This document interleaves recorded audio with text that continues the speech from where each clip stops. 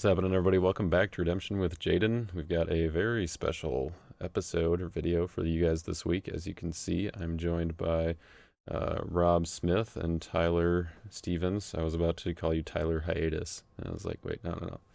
Mr. Hiatus is your father. Oh, wait. Rob Smith, Demon Hunter 85, Mr. Hiatus, Tyler Stevens, who Rob was one of the playtesters alongside myself for Israel's Rebellion, one of the guys that they brought on to help with that. And then Tyler is what do you do here again? Oh yeah, you're an elder card creator. So he is joining us for a kind of interview type episode. But as you can see, there's a game going on right now that is not currently being played by anyone in this video, although it was played at one point by myself and Tyler. So I recorded it. We're going to be kind of talking over it, so it's just kind of there for you guys to watch. But as you can probably see, there are a few cards in it that you might recognize from, or might not recognize, I should say, because they are from the Israel's Rebellion set, which is coming out in a couple weeks here, hopefully releasing at Nationals. So I'm pretty excited about that. I just figured before we would get into talking about the set and the questions that we were going to ask Tyler and the game that we're about to be playing, just do a little bit about the tournaments that each of us have been to kind of in the past couple weeks. I was at North Central Regionals this past, well, I guess 2 weeks ago now, probably from when this video is being released. It was a great time. We had probably like 20 to 30 people max, like 20-ish, I think, total players kind of between the 2 days. Had a great time. Todd Gordon showed up for a little bit. He was the host of the 2007 Nationals that was held in Missouri. And it was the North Central Regional Tournament was there in Kansas City, Missouri. Roy came up to help out with the hosting. Joey Elliott was the host, and it was a blast. We had a pretty good time. So I don't know who wants to go first. I guess Tyler, you want to tell us about the Southeast Regional Tournament that you were at just not too long ago? Yeah, so Jeremy held a district prior to regionals, so we can snag those points leading up for RNRS. So he did a district on Friday and then regionals Saturday, and got there. Like I landed from Kansas on Friday and landed in Atlanta, drove straight up to, pretty much went by my place, picked up my cards, drove to Jeremy. We got some type 1 in, and then by the time Hendricks and his son showed, like other people were there, but by the time Hendricks showed, it was getting on a long day for me, so I headed back, went back to my place, and then made a type 1 for the next day. So then we played regionals. Hendricks, Sam, and Jeremy. And Jeremy was testing something out, and Sam had BOMM because of Moses Matthew. So Sam plays that deck a lot, and Hendricks was on his build, and yeah, we had a good time. Solid players. All the decks there were really good, so it was fun to play. Much smaller. Chris is out of town. He's on a mission trip, and Brian's group is a little too far, so usually we meet at East Central Regionals, and that's our big one. So Gotcha. Southeast Regionals is just very local, small group, and more of an impromptu. So we do it at Jeremy's house. so, Did you at least get some good food? Did he cook for you guys? This time, last time we did all full on like pulled pork sandwiches. One time he did a like all day stew like outside. He had like a big cast iron full on pot and put the pot like in next to the fire and just had veggies and meat. Like I think it was deer meat and a bunch of veggies, and just kept it going all day. And then we went out there at night and just sat out at the fire and just poured in the bowl from the stew. So Nice. It was fun. Nice. All right. Well, I suppose people probably want us to talk about the game that's happening here. So you can just go relatively quick here, Rob. I think you were at a couple state tournaments lately, or maybe just, was it I know. I mean, you guys are all so close up there in the Northeast. You've got tournaments like every weekend Oh, yeah, somewhere, right? one at once. But I did go to the Pennsylvania States about a couple weeks ago. It Okay, was a relatively big states. We had about 20 people, so sweet. a lot of people from our area going around. Of course, a lot of the stuff we're going to expect to see maybe at Nats. A lot of Matthews Central builds, and I did take first with a build that me and Tyler have been working on. Awesome. My brother likes to copy everything I do, ran a similar build with him, and I just barely squeaked by him in Type 1, but we both took first in teams with the similar build as well. So Nice. got some points and some promos and stuff. But it was a good time. I mean, we had fun. It was a great venue. Thanks to Robin, Dermo for Christ, for hosting it. Hmm. Yeah, awesome. And I do believe that some of that, the footage from that weekend was live streamed by Rob M Studios. So if you guys want to check that out, at least Type 1 2 player I saw was live streamed, and you can go see Rob get beat by his brother, I believe, but then come back and still win the tournament. That's the game I watched. That's that I remember because I got on after that had happened, and I was like, "Wait, somebody beat Rob?" Yeah. And you were like, "Yeah, his brother did." And then I found out that you uh, came back and got it. So very nice. All right, so just to let you guys know what's going on here in the game, I'm playing a priest's offense, which, as you know, priests are back to, well, not back. They're teal now, or no longer teal. They're clay now. There we go. So I'm playing kind of a mix of the clay teal priests. I've got a couple of the teal ones in there, but mostly the new clay priests, and then a Sabbath breaker kind of brown defense, which Sabbath breakers are kind of one of the sub themes of the new set. I don't know if you want to talk about that. You can give us more detail on that, Tyler. Of kind of how those came to be. Yeah, Sabbath Breakers, one of my favorites. Um, so kind of mapping out all of Israel's rebellion and looking at the themes for that time and how do you put together different redemption standpoint, how do you put together different offenses and defenses, and a new brown wilderness. Like originally I wanted an identifier, like I wanted rebels. Hmm. It's just so close to thieves, and it didn't really have its own identity. So I wanted to give it an identifier, and we ended up trying to figure out a different solution that worked out really well. But I had two different themes in mind. So one being brown and then Sabbath breakers. And I thought, well, we already have one Sabbath breaker, and it's like an iconic card. And I really like the little like aliens and outsiders and stuff like that. I just like that general concept. Mm-hmm. So I said, you know what? I think this would be really cool to have its own mini theme. That is they're all wilderness characters, so there's still a wilderness theme, but they're all gray. And then as you can see, there's a gray crimson and a gray pale green. So what we did was we made each evil brigade. So I had each evil brigade be gray something. So Sabbath breakers are all dual, and there's the orange one that popped out. Yeah, I believe this is the first turn blocking, and I think I got, is that, yeah, all four of them. I remember I thought I had a good rescue against you. Yeah. And you popped out 4 Sabbath breakers. Oh yeah, that's not even a wilderness. The first one's the brown gray Sabbath breaker. So yeah, you have 4 in there.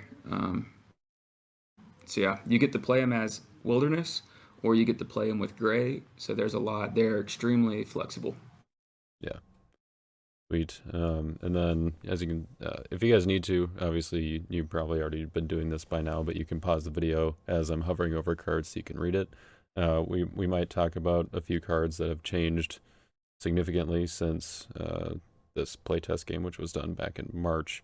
So a lot of the cards have probably changed to some degree at least, but you can see what they did at least at this point, and we're just kind of giving you a little bit of insight into the playtesting how it goes and whatnot. And then roughly 40 minutes into the video here, we're actually going to the three of us are going to leave. I'm actually going to come back. Tyler's going to come back, but they're past versions of us that were playing the game, and then the past version of Joe Schaefer is also going to hop on, and we're going to talk for the rest of the video, which, as you can see, is quite long, just about how the set was going, and you guys can get a little bit of insight into that. But for now, Rob and I are here to try to pull information out of Tyler, and we don't have a very specific structure going, so we're just trying to ask him questions and kind of catch him off guard, so we can get more information. So let's, or then as you can see, Tyler's playing a wilderness offense, which is primarily white, and I forget what defense you had. We haven't seen your defense yet. I remember what I was playing, but we'll wait and see what comes out. All right, cool. Rob, you want to talk a little bit about your playtesting experience while we're watching here? I had a great time. It was so honoring to be asked to join the team and just to, look at the cards and kind of really go deep to figure out, okay, is this card going to be a little too much? Does this need to be toned down? The theme is supposed to do this. How easy is that to pull off? One thing that I noticed while watching it, I use the Sabbath Breakers in a bunch of my games as well, and they're really strong when they're all together. But I was watching what you were doing, Jaden, with stuff like darkness and clinging to power. You're going to be able to get them all out relatively quick, just like Jaden showed us as possible. And then turn one, having all four of them out is pretty nasty. Yeah, having lots of ways to, as you can see, I've got dull there, I've got darkness. Having clinging to power is another way to get a few of them out, since some of them band and protect, that kind of stuff. And so, yeah, that was kind of a fun way to build them. Tyler, is there anything so far that we've seen that you can say has changed significantly that you want to mention, just so people aren't... Significantly, no. There was a quick, I believe I saw, can you hover over Zadok? No. No, you can't. Old Jaden can. Zadok, a lot of the tweaks we did in the last edit. So we do different documents and we do different versions, and then we release the versions as lackey versions, essentially, or graphics out to everyone. Mm-hmm. And the last version we did, and then the last version that went out, but then specifically the last edits that we made as a Elder team were mainly focused on more so of a balanced approach instead of just hitting one side or the other. So if it negates good enhancements, it would more than likely negate enhancements. If it negated evil, it would negate enhancements in general instead of just evil. So it's not as strong. But when you see cards like 24 Elders that are still played today, and you see what their cost is for negating, and then you compare that to relative cost, it was very easy to have just blanket negates. Mm-hmm. And that's not really, we've already seen that that's not always fun, and it's hard to get out from under, and you almost have to design your way out of that. So instead we went to a more of a... there's Zadok. There you go. Yeah. Reserve an OT card from hand to negate enhancements, or was it evil enhancements? Yeah, negate evil enhancements, and then you may draw two. So minor change. Yeah. And then here he just caught me off guard with the eye on it. I really liked how you were playing Clay Teal. They're designed in a way that you can play Clay Teal. So a lot of people there has been grumbling, hey, we lost Teal. Sorry, Josh. Sorry, Sean. But we lost Teal, and right. Yeah. Israelites theme. So you can still play them together. Anything change-wise, I haven't noticed. Aaron. So I guess what did Zadok change to then? He simply lost the evil. He's just a blanket. Okay. He's negate enhancements. Gates enhancements, draw two. He's a unique hero compared to the rest of Clay. Good. So I want to do something a little different than the previous Zadok, and you could have that one as well. Zadok with a weapon that bans to the other priests, and what they do is really good. Yeah. So play either or. Yep. Yeah, and for the record, you can have that one instead of, right? You can't have them both in the same type 1 deck. I guess unless you're playing 100 cards. Then, yeah, since one of them is single brigade, you can. But yeah, I mean, like, things like Sin Offering, you can see in my hand there. You guys watching probably can't read it, but it's a cannot be prevented battle winner that can reserve itself after battle. Which I don't know if that's changed, but since it's CBP, things like that, things like Faith of Daniel. Yeah, Clay's got a few CBN, CBP options, or eye on it, I guess, if he had multiple evil characters. So, yeah, that's cool. I really like Sin Offering. Yeah, I like the way Clay's designed, and the reserving itself is really cool because you'll see how Clay is. We'll get more into that, but seeing how Clay is, and then Sin Offering to you can reserve it is very good. But it's an after battle reserve, so it's a lot of. I mean, that would be a little too much. right. Yeah, we kind of got a little hint of that with Zadok, who you have to reserve something from your hand to negate enhancements, and then Sin Offering doing the reserving. I've probably hovered over Abimelech at one point, who is down on the table there, who's kind of my kind of card, little Jeshua type action there. So, and Rob, feel free to interject whenever you have questions. Otherwise, I'll just keep rambling. So, but Tyler, I guess this is a little bit of this, kind of what Rob was saying, and then also what I'm going to ask is a little bit of a reiteration from your peek behind the curtain article.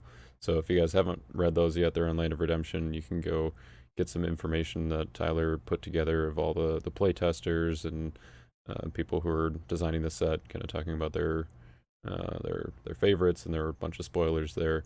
But Tyler, what was your favorite theme from the set, like, and or like favorite card specifically? And yeah, I guess that's a whole question. I think my favorite theme.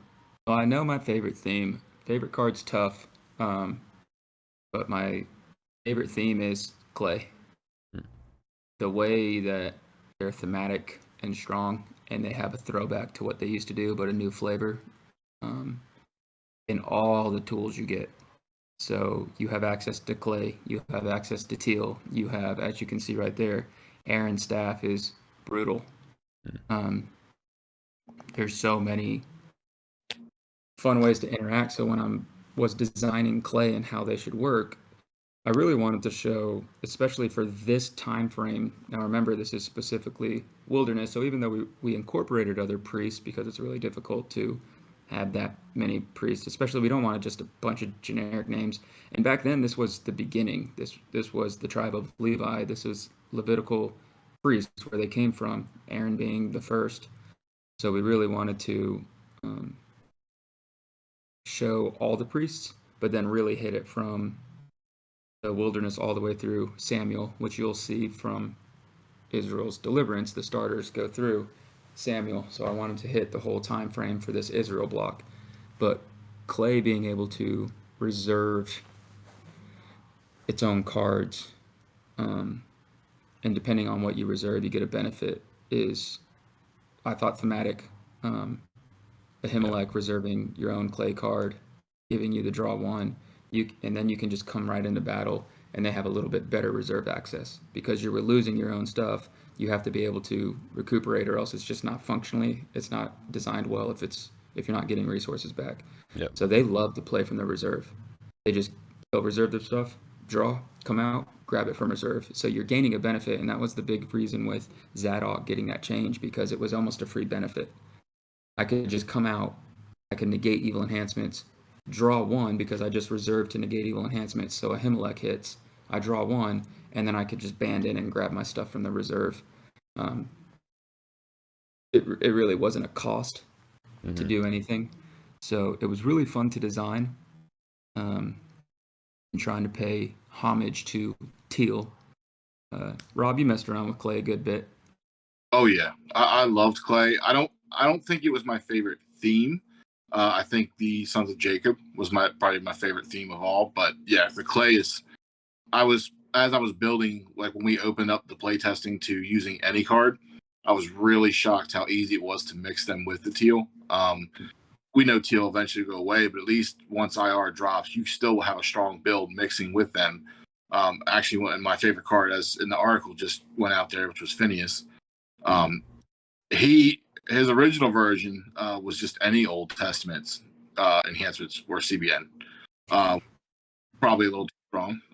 Needs to be toned down a little bit because I was getting play first CBN everything. When you're adding in Dutiful Priest into that, and they're able to grab Aaron's staff and Book of the Covenant very easy. They have no problem grabbing the resources what they need, and like Tyler said, just grabbing them right out of reserve as well. They can be quick and sneaky all at the same time. Yeah. Yeah, I don't know if everybody caught it from the video there, but Tyler went in with this 5 hero band, which I think you had known that I had grabbed Scattered from reserve, and then or I think you forgot that you had known or didn't see it or something like that, but you were like, yeah, it's fine, after I'd like showed you. But as you can see, you got your Moses back right away with Wilderness there, and yeah, I think as we'll see, it didn't end up making, or you ended up kind of recuperating relatively well. But yeah, I would say that teal was definitely my favorite offense, I think, to test. It might have been Sons of Jacob eventually if I had done a little bit more testing with them, but the initial testing that I did with them, it was kind of like, there's some good stuff, but I didn't really start like thinking about the different things that you could do with particularly with hand control with them and towards the end of testing, and so that's something that I'm excited to build once the set is released.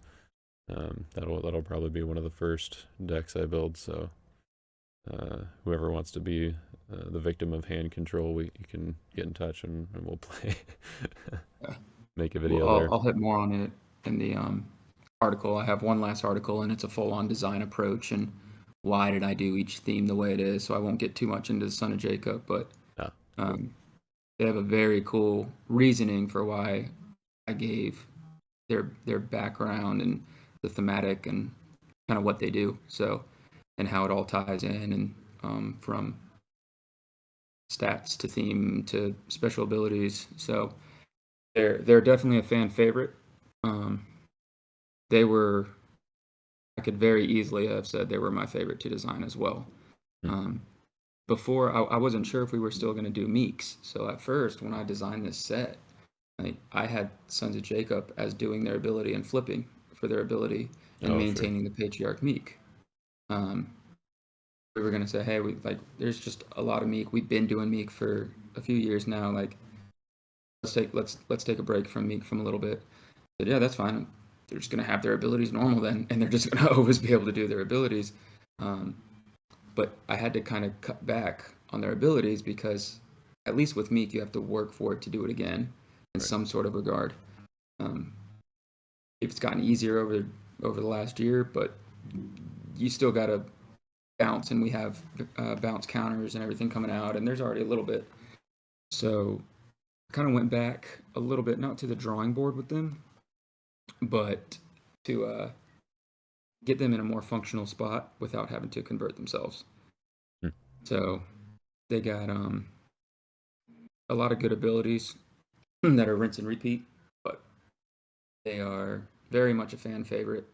Whenever the kind of original concept of them, it was just one of those aha moments where the light went off, and I was like, it's like a God thing, like boom, there's the idea, and this is why. Like, it all made sense from scripture and theme and their story. So yeah. I'm very excited for the next article. But everyone who's seen Sons of Jacob, they're like, yep, that's my favorite. Do you have a timeline on when this article is planning to be released? Because it could be that that's out before this video comes out. I just want to let people know if they can go watch it or not, or read it or not yet. Um, so if you drop this video the 13th, I So, was gonna yeah. drop the article the week before Nats, probably like the 17th or 18th, Okay. was roughly what I had in mind. Sweet. Um, So, I noticed that Jaden's rescuing with Eli right now. Do you know if a lot of the protection on the priests have a lot of different protection from different things? If that stayed on a lot of them? Oh yeah, that is they So what Rob brought up, Eli has a protection. Pretty much all of them have like not an option. They protect from two different abilities. Look at that timing. That was nice. So evil capture and I think discard, but capture and shuffle, I think. shuffle. Would have been So nice if it was discard in this Yeah. battle. do what, Rob? I thought one of them was protection from discard because you got like three of them in, hit most of everything. Yeah, I think Yeah. Abiathar is discard. Yep. Kind of keeping the old school Keep into version. his. Yeah. And Ahamaz is evil withdraw and Banish, capture. Although probably. his card should have probably been discard, but might have missed that story point for his card. But Hmm. because he fled and wasn't killed, everyone else was. But um, Abiathar works as well. So yeah, all the priests like their function is to reserve things, but also gave them the underlying protection, and I really liked that. At first, I wanted priests when I originally designed them to kind of just negate evil, just kind of get rid of evil in any different way. And it was difficult to do, and the theme showing itself. So it almost just kind of became like you're just banishing evil from different spots. It was tough to really put together. So I went back, and this is early on conceptualization, so I don't really wanted them to give protection. So you'll have a banding card, and Claire already has some as well, Bless the Nations. And who knows, maybe there's some other stuff in Roots, but you Faith of can ban Samuel. priest again. Yep, Faith of Samuel, Bless the Nations, one in here. You can just play a banding offense if you want with these guys, and they can protect them from pretty much everything.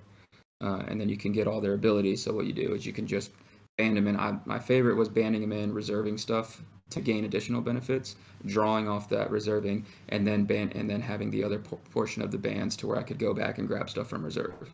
So they're extremely fun to play. They're very interactive. One of my favorite playtest decks was a 50-50 split of priests and white. And I was doing wilderness and clay and had protection and did what wilderness does. And that was a really fun deck that had the best of everything, like Tabernacle, Courtyard, Mount Sinai, Storehouse. Like you had all these forts that could just come down and do something. So that was a fun build. I think at one point when I was testing, I did Entertaining Angels too, and I went to Angel of the Winds and Defender of the Saints. Oh, Yep. yeah. To grab a couple of them.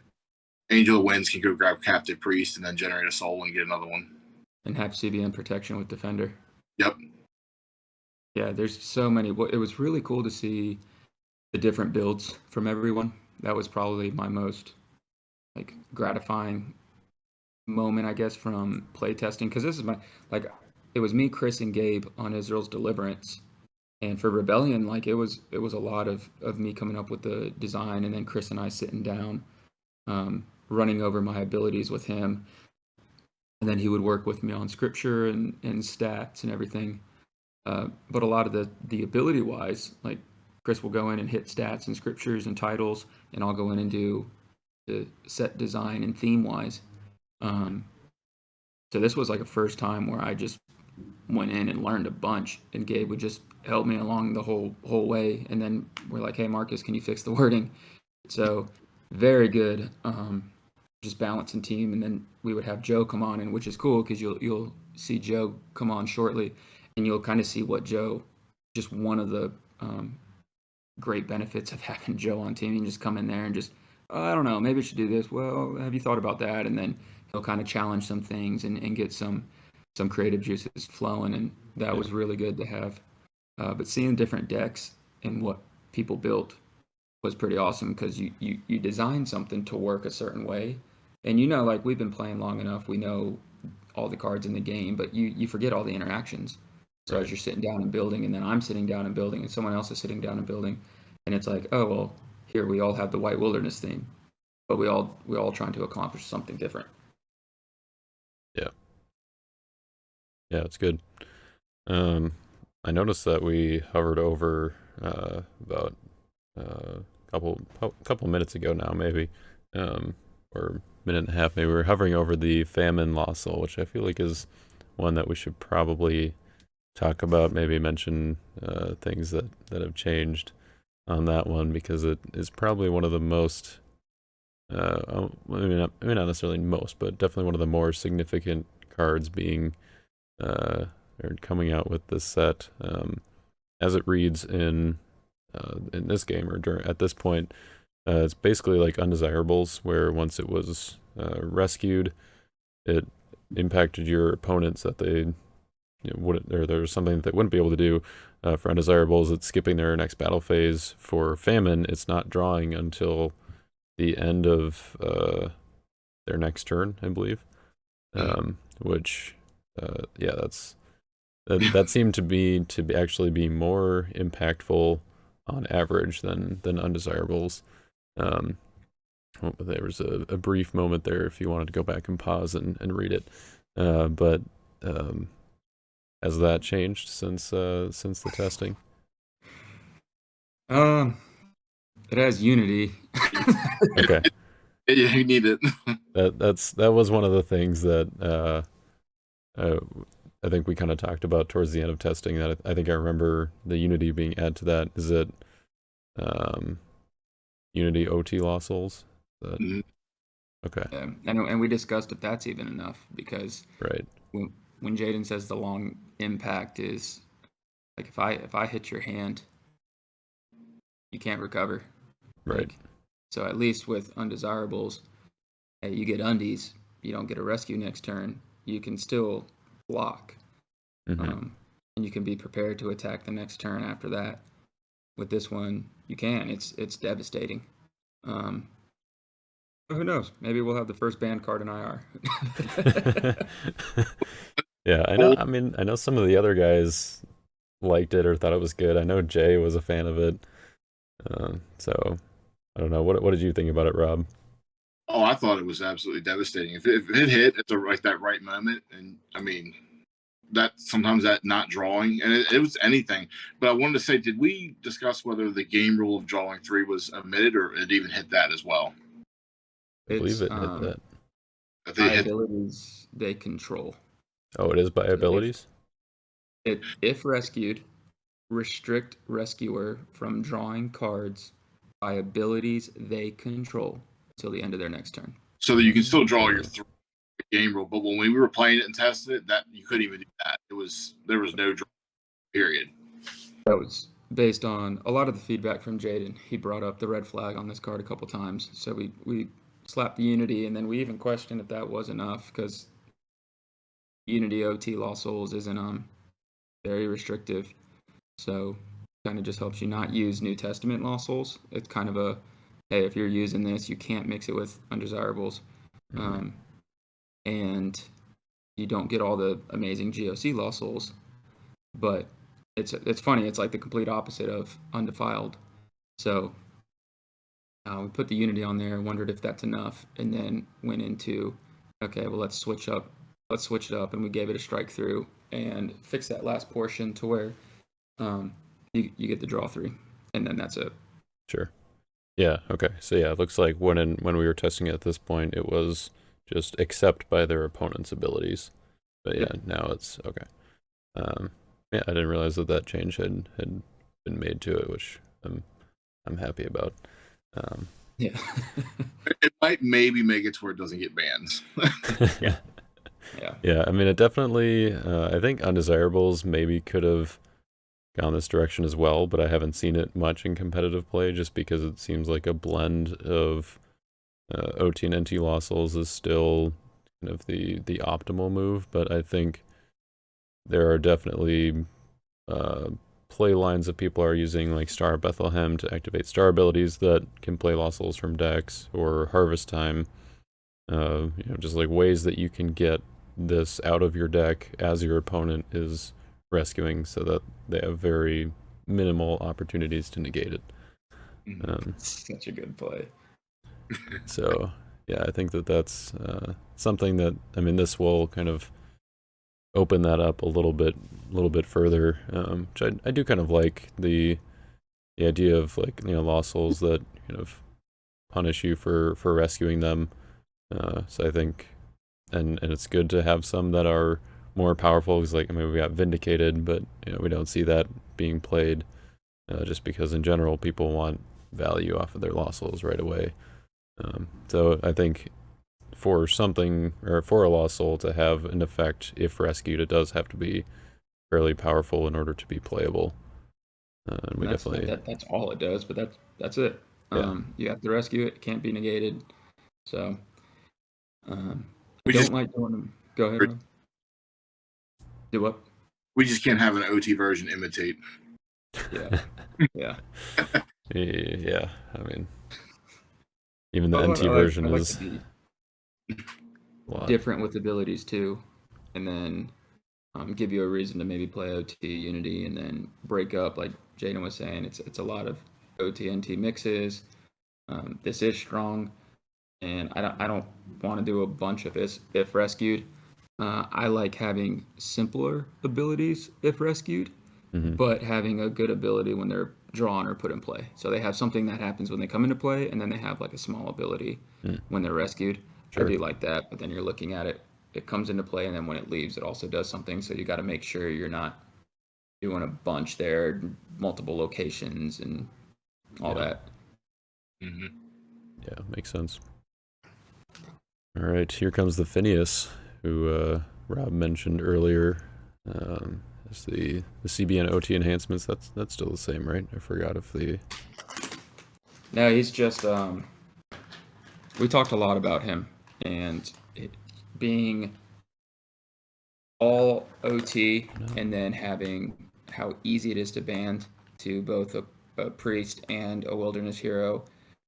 In all OT enhancements, it was just, there was way too much for future design that we were going to handcuff ourselves mainly because of the dual brigades, and those are two very popular brigades.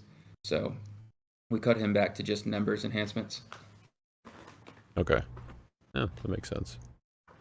Yeah, Which especially is, when you have stuff like Mordecai doing something similar. I think that gives white a lot. Probably a more significant card that people are interested in here, the namesake of the set. Yeah. So that's something that you guys were wanting to spoil by this point, or not?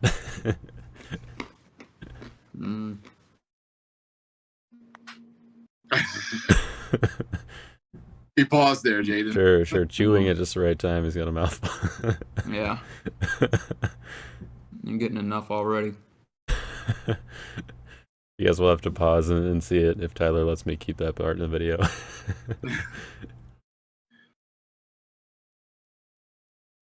That's a brutal hand. Yeah. Well, it's currently 3-1 after I played my big two, which was fortunately before you played your namesake card there. Well, Tyler, I know you're playing. It looks like Evil Wilderness. I mean, I know we haven't seen a lot. Is there anything you want to talk about that with the Evil Brown? Yeah. Yeah, Evil Brown's fun. That one's very thematic, but strong. And that took a while to really balance and make sure that it was strong enough and not too strong. But Brown is where curses came from. Like, that's the original curse is in Deuteronomy. So I really wanted to showcase functionality and interactivity with curses, and just how, like, clay reserves its own stuff and moves around their own good and evil for different benefits. brown heavily interacts with curses, and they will activate curses from different places, grab curses, gain benefits from curses, and a lot of they have a few really good evil enhancements, but majority of their power comes from their curses. Like, you can just play the curses as evil enhancements. You can recycle them. Like, they like their curses, and they are very strong. So Yeah. I enjoy them. And that's actually one of the things that I think Tyler or Yumi and Joe will get into kind of towards the end of this. Well, later in this video is talking about back at that time when we were playing the game, how can we make Brown a little bit stronger? One of the first things that you guys will get to hear is just Joe and Tyler talking, because I had to take a phone call at this point in the video, but they just kept on talking, so you're going to be sitting at the screen just hearing them for a little while, and coming up with a brand new card on the spot, which you guys will get some insight into that process, which I think will be cool. But we are at that point in the video, which doesn't necessarily mean that the three of us here have to be done talking. I did just pause it for now. But let's see. I guess I did have a few other questions loaded up. Rob, did you have anything else that you were thinking of to pick Tyler's brain about? I guess maybe he probably won't say it, but do we have an idea what the ultra rares are? I do. You know that? Oh man, they let you know everything. So how we go through, like, triage them, Mm-hmm. and Mr. Early puts everything in it's a questionnaire. It's essentially a spreadsheet. He puts it all in a spreadsheet, but he does a questionnaire, and you go through and pick your ultra rare, and you pick your 3, and then we go through and we pick all rares. What do you think's a rare? And then we go through and see what has the most. We talk about them and see, kind of all come together on agreement. And even if we don't, what all do we think? Let's talk through them and why, and from a balance perspective and different reasons overall. Yeah, so we definitely have. I think this is a first for this set, or first for any set, how we're doing it. But we'll see. I'd have to go back and look and see if that's a true statement. I'm being very vague. But yeah, the ultra rares, I think 2 of them were like no-brainers, and then there was like 3 others that we talked about, and ultimately we agreed on the 3rd and gave our reasoning. But I don't know if I'm gonna release any of that in the last article. We'll see. I know people can take guesses when they see this video. What's up, Rob? You kind of like, the process of how you guys determine, because the playtesters didn't. You may have asked us what we thought, but then I wanted to see more of that process, what you guys do to determine it. I figured you probably wouldn't drop one, but yeah, it was a good effort. I do like how it goes out. It's like John sends it all out, and we do our own. Like, there's no bias, and I mean, yeah, you can probably call people and text people, I guess, but it's really just we're in there and we look at the set, and we make our own choices, and then boom, there it is, democracy after that. So you look at the votes and you plead your case. Nice. Yeah, even though I'm lead design for the set, I don't say these are what they're going to be. Like, we still, what does everyone think? Which I really like that. It's not like I'm just going to come in here and make an ultra rare, because there was cards in the document that I was like, this is a potential, like, if I'm trying to do too much to their card, this maybe could be an ultra rare. And Gabe and I were talking, and he's like, yeah, you don't want to design a card with being an ultra rare in mind. Yeah, you just want to design a card, and then we go from there, and we see about the rarity. Hmm. Yeah, I think that seems to be a good approach, kind of for.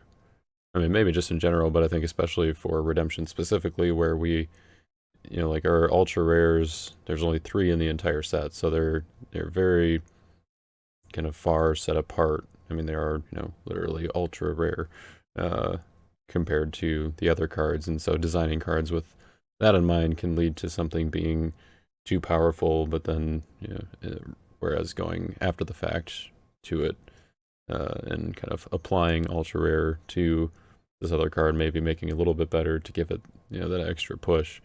Yeah, it seems to Mm-hmm. be a wise playtesting or card creation strategy, I guess. Which, of course, Gabe's been at this for a while, so that makes sense.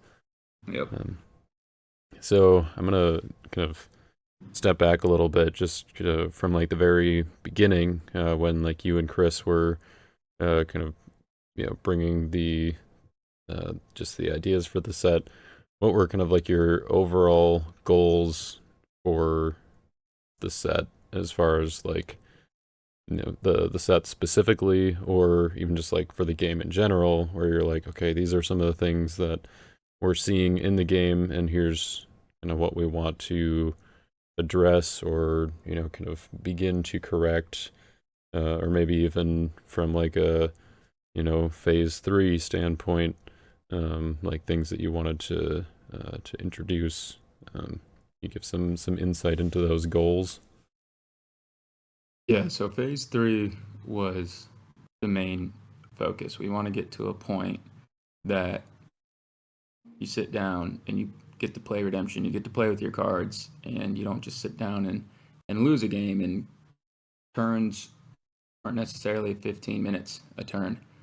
That's going to be difficult to do, but it's taking the game where it's been. What's a healthy format? What is a healthy experience? Like when you sit down, what is both fun and competitive? And weighing all that, hearing everyone's opinions, and trying to figure out where should this game go from a both casual, fun, and competitive. All of us are very competitive players. It's very difficult to where I know Gabe said we're so far with above the trees we can't see the forest. I forgot. Sorry, Gabe, but it pretty much means like we we aren't in tuned as well with the casual player or new players because we've been playing for so long. We can just look at a card and be like, yeah, I know what that does. That makes sense. Hmm. It's taking a step back and trying to figure out how does a new player interpret this? Does it make sense to us because we've been playing so long, or does it make sense because it's written well? It's the card's intuitive.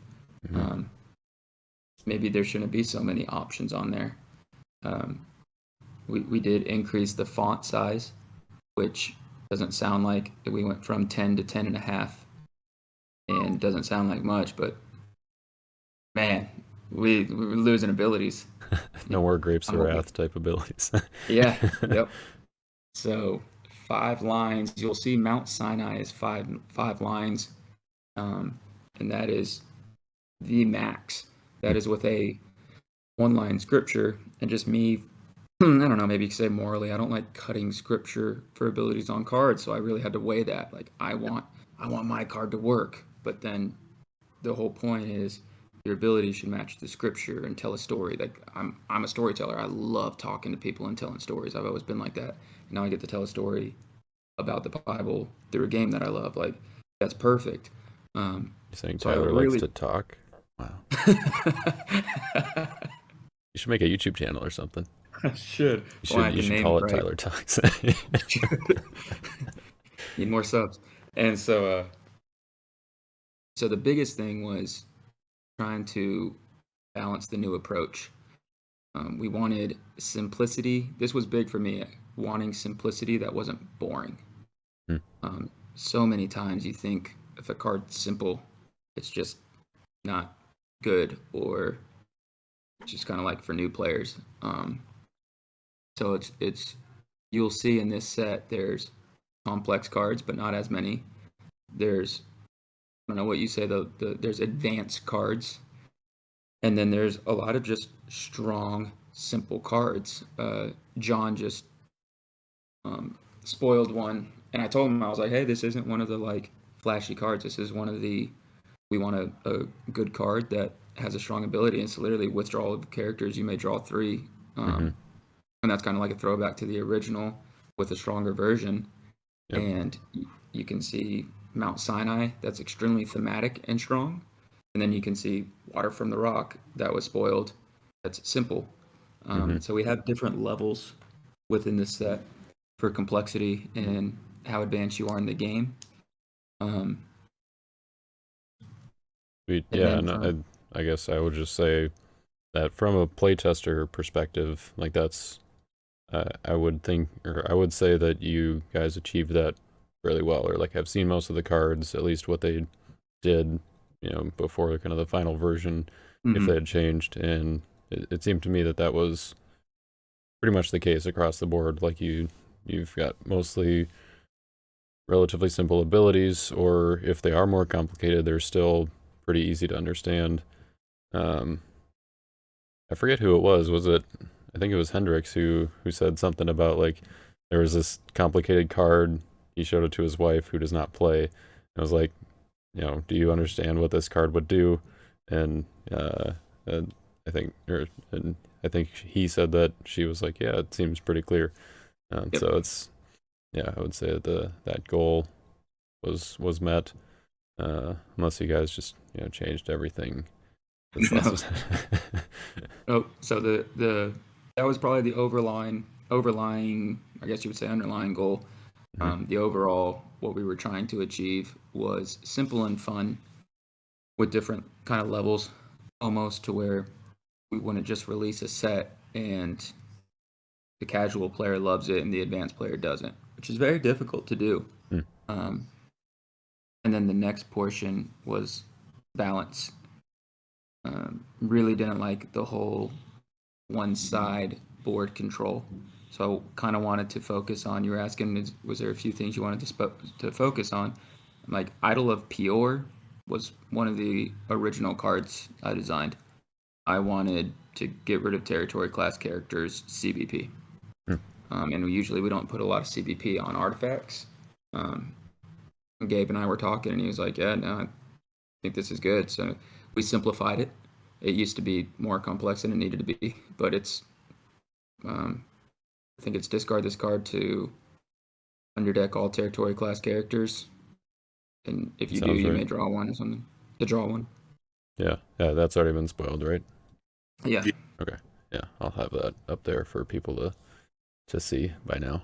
But yeah, that's, yeah, I think having, I mean, and so far from what I've tested, what I've seen, seems like that's going fairly well.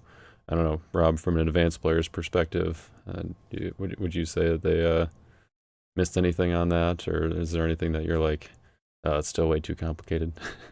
Oh no, and actually, honestly, I'm going to agree 100% because when you first look at some of these cards, you're like, well, that's only like a sentence or two. That can't be that good. We're used to seeing these Grapes of Wrath and Sheol abilities, but they're still pretty strong. And when they mesh with their theme and the other cards that we have, people will be surprised when they start building. Oh, this is still very strong, and it's straight to the point, easy to understand. And it worked very well. I think that everything that they're trying to achieve, they achieved in this set. I guess a question I want to ask for Tyler is, I don't know if it's something he doesn't want to spoil right now. I guess Jaden maybe could edit it out, but I enjoyed the low brigade count on everything, where there might have been 1 or 2 cards that were, 2 or 3 brigades, stuff was single brigade, and so it would make it to me, very hard to have a lot of splash stuff in a lot of different themes. Not my Matthew, no. Yep, that was another focused area that we wanted to go back to more mono brigade and kind of keep it within theme. And that's another thing. Like, how do you we're just talking a few things right now of what I'm kind of sharing, but there was so many areas that we're trying to look at, and to put all that into one set and make it thematic and functional and everything. It's a blast to do, but it's like architecture, just piecing everything together. But yeah, we definitely try to make a concerted effort for mono brigades.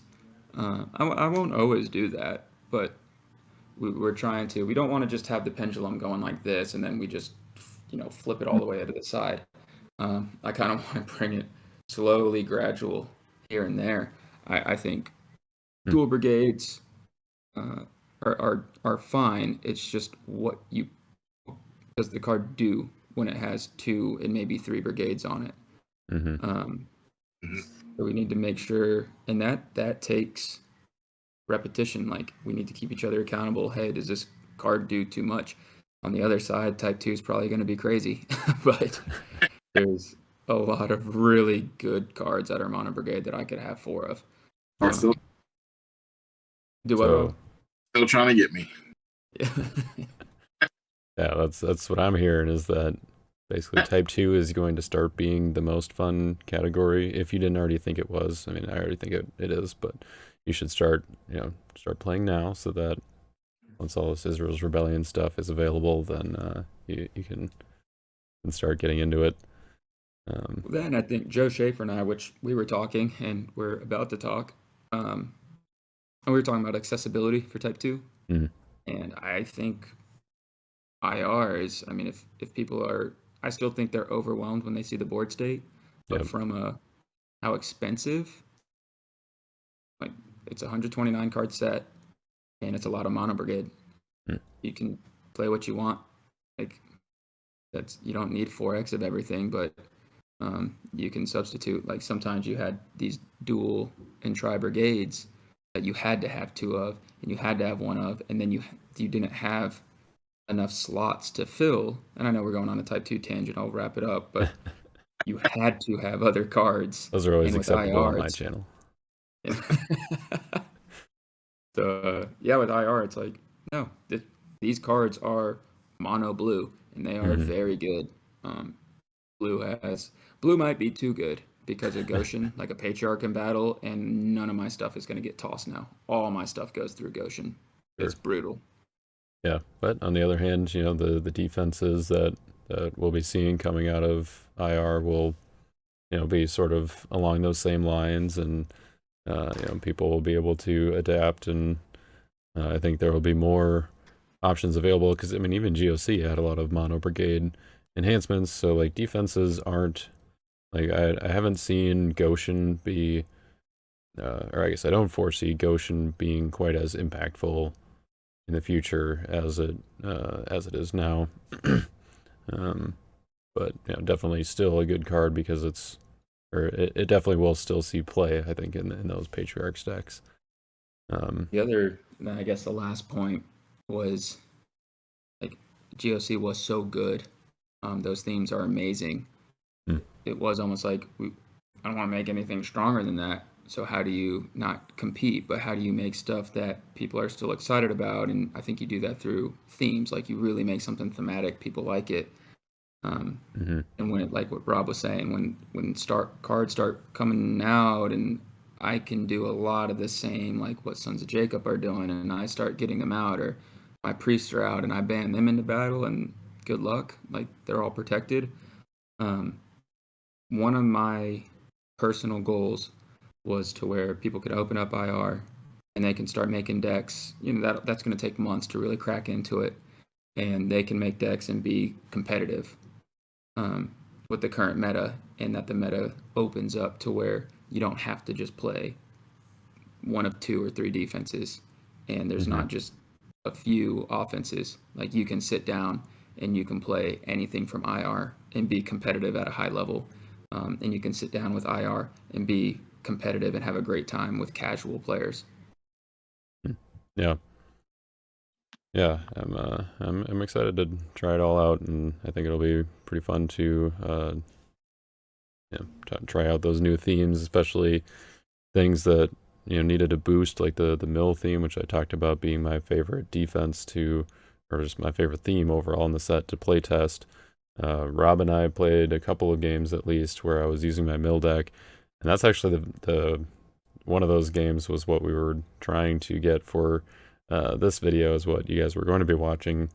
I don't know what happened to those, to be honest. I think I might have accidentally deleted them, unfortunately. But we did still have this game for you guys, so hopefully you can enjoy that. And I'll be sure to have a mill video. I still have the decks, like the deck list, so I'll be updating those as the set comes out, and we'll definitely have some mill decks, which is an example, I think, of one of those themes that don't necessarily have to be competitive for people to want to play them. It's just a fun theme, but I think that the set gives it enough to where it hangs in there, at least where you're going to get to be able to do some of the fun things that you want to without just getting steamrolled, even in a competitive environment. So yeah, I'm excited about that.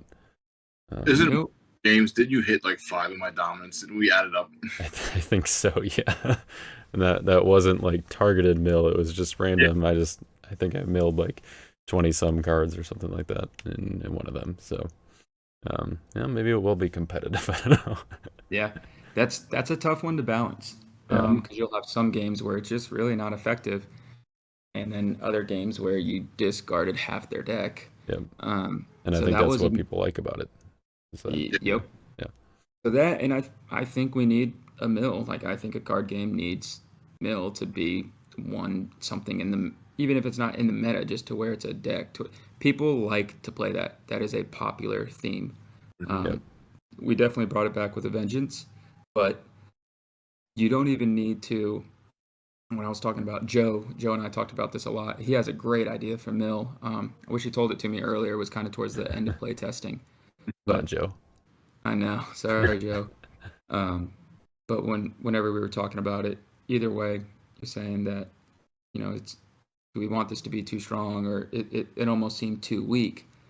But the biggest thing was, you don't need to focus on milling their entire deck. Mm-hmm. Like, there's cards that just hit, boom, there's 5. And we already have Plague of Frogs, boom, there's 5. Or Hail, yeah. Oh, yeah, sorry. Plague of Hail. Yep. Been playing with my Patriarchs deck too much. Yeah, you got Plague of Hail, and then I can play the new Moses and the Mount Sinai and all sorts of stuff. I just need a Plague for 5, and I can manipulate your deck with Wilderness, and I can drop something else.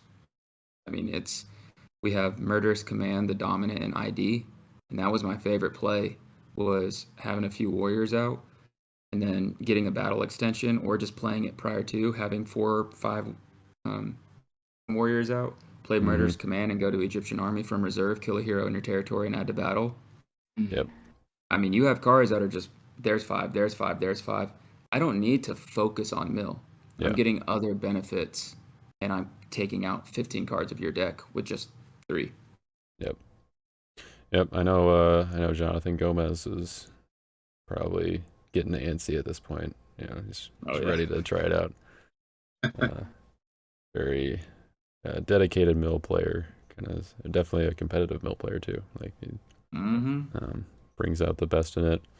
The one last question that I was had kind of been thinking about for you, Tyler. You mentioned that it was a 129 card set, which was a little bit smaller, but that was kind of something that Rob had asked for you guys. I think originally you were hoping it was going to be kind of a bigger set, similar to GOC, but it is now smaller.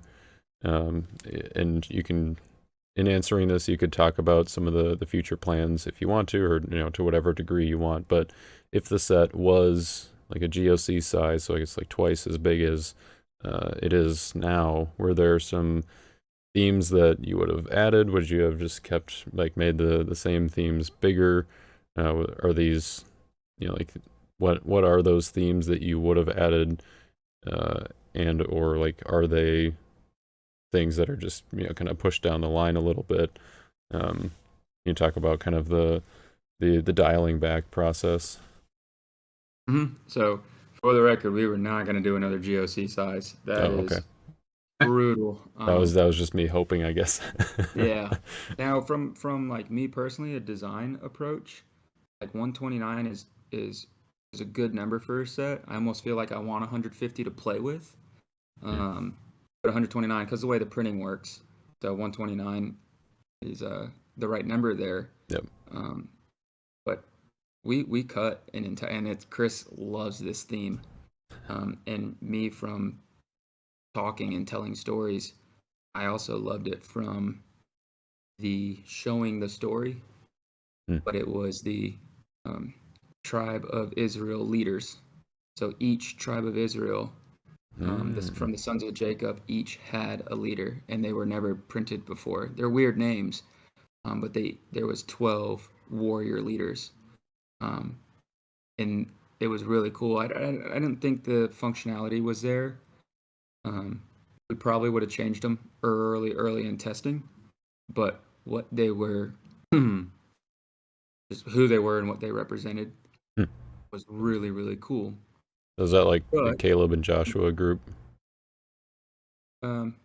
yeah, but it's before that, so it's leading up into. So they're listed in numbers. Yeah. So they were all going to be wilderness warriors, which would have been really cool. Like I did want a warrior theme that was wilderness heroes, and then I was going to be able to play with that. Remember, we had just gotten rid of red, so since they were leaders, we were going to make them purple warriors. Wow. And there was a. I feel like Derek is like, oh, why did you guys cut that one? Like, he's like, cut Sons of Jacob. Who cares about them? Give me the Warriors. Chris loved them. So Sons of Jacob were not in the set. So if I had more room, the tribal warriors would have been in there. Okay. I would have brought in those other little theme warriors, and I would have brought them in probably as a warrior theme for evil. And then potentially if I had room, bring in Sons of Jacob. So Sons of Jacob were not originally planned. It was supposed to be the tribe of Israel leaders. And I was pushing for having them be purple blue because they were all the names of the Sons of Jacob, like the leaders. They were all from Numbers, and Genesis is already such a massive book with so many mini themes. We really don't need to be getting outside of Genesis. At least in the Old Testament, we don't need to be getting outside of Genesis for blue. They have access to so much. Yep. And when we were looking at what's really nice about having the set after Rebellion, by no means is it done, but it's fleshed out and it's in a very good spot to start doing graphics and everything. When you really start looking at that, it's what brigades do we have? And then when we look at the starters, we want to make sure everything's balanced. And when a set comes out, that we don't go, whoops, we just went back-to-back brigades, and we just created two very similar themes, but that they play differently.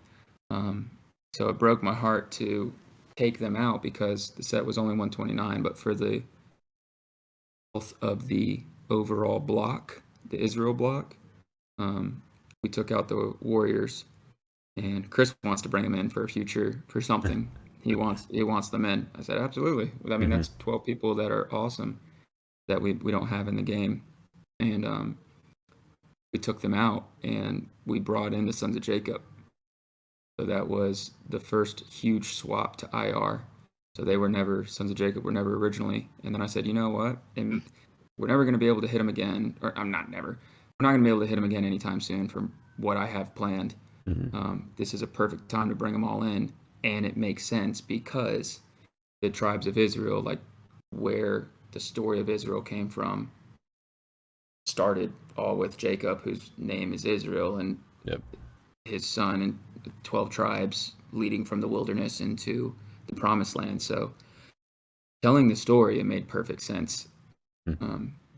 I like to stay within the books of the confined time, but when you're telling the whole story, sometimes you need to go beforehand and give a little context. So yeah, that didn't fully answer your question, but that was the first big change of having to take out a theme for another theme and bringing everything together. That was really cool here. Yeah, that was a perfectly acceptable answer. So, and I'm sure we'll get some warriors in the next part of the Israel block if I'm just based on my assumption. Some clues there, right? Yeah. Based on my assumptions, this is something that I'm not privy to at this point, but um, I'm just crossing my fingers for all the fun judges that got rotated out. I want them back. Can't give you any more judges. Ah, no. Beat me enough with judges in the past. Let One of his Let Chris take the lead on that one, yeah, if you need to. Go on another vacation or something. Yeah, yeah. Another hiatus. No, no, don't do that. We need you. All right. Before we transition into the kind of second part of the video, I'm gonna do a little shout out for our sponsors over at Your Turn Games. I'm not gonna pull up the website right now because I don't have that set up right now. But what was each of your favorite things? Well, okay, what was each of your just most recent things that you bought from Your Turn Games? Put you on the spot right here. I bought What was that? and I bought some singles in preparation for some states and for Nats. Okay, nice. I bought. I tried to buy the Hopper Lost Soul. I have one, and I wanted two, and it was sold out. And one time it was in my cart, and I forgot to finish the purchase. I was like, you know what? I'm still deck building. I'm probably gonna need a few more things, and I Mhm. forgot to pull the trigger. And then I went back, and it was sold out. So there's been 3 times that I tried to buy Hopper. So there's 2 times, and then I put the email on. Email remind me, and I was out of town for like when I looked at the email, I was like, I don't have time.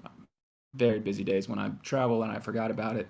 Yep. So I put email me when this is here, and Andy emailed me. It's an automated email, and I hopped on and I bought um, Hopper, and I was also traveling, and I didn't know for sure if I had the Nativity Son of God.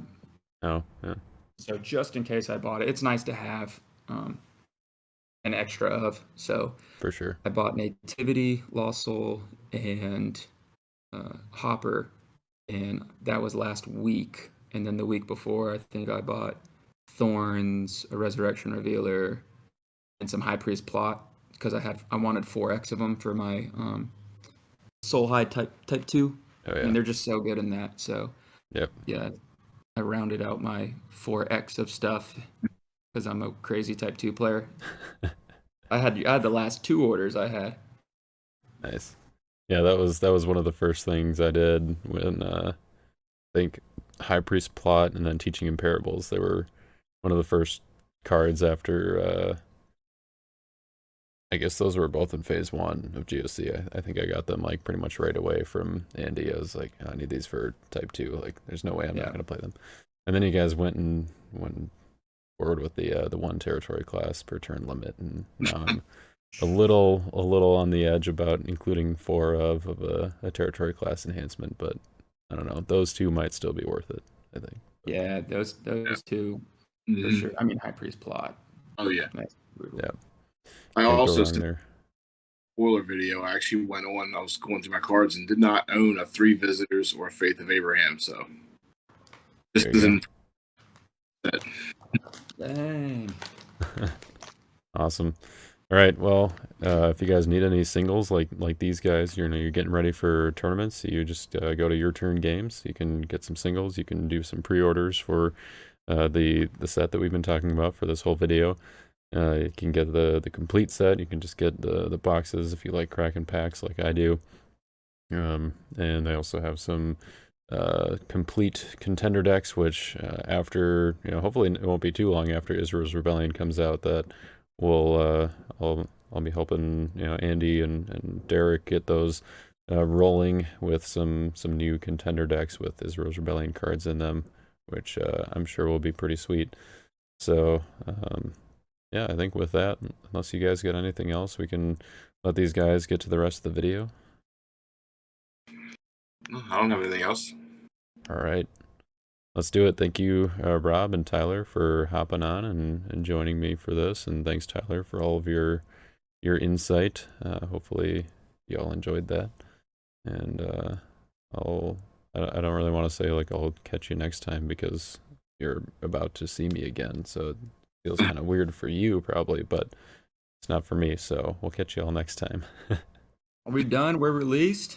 Yep, you're out of here. Get Dang. I gone. don't get to hear what Joe and I said.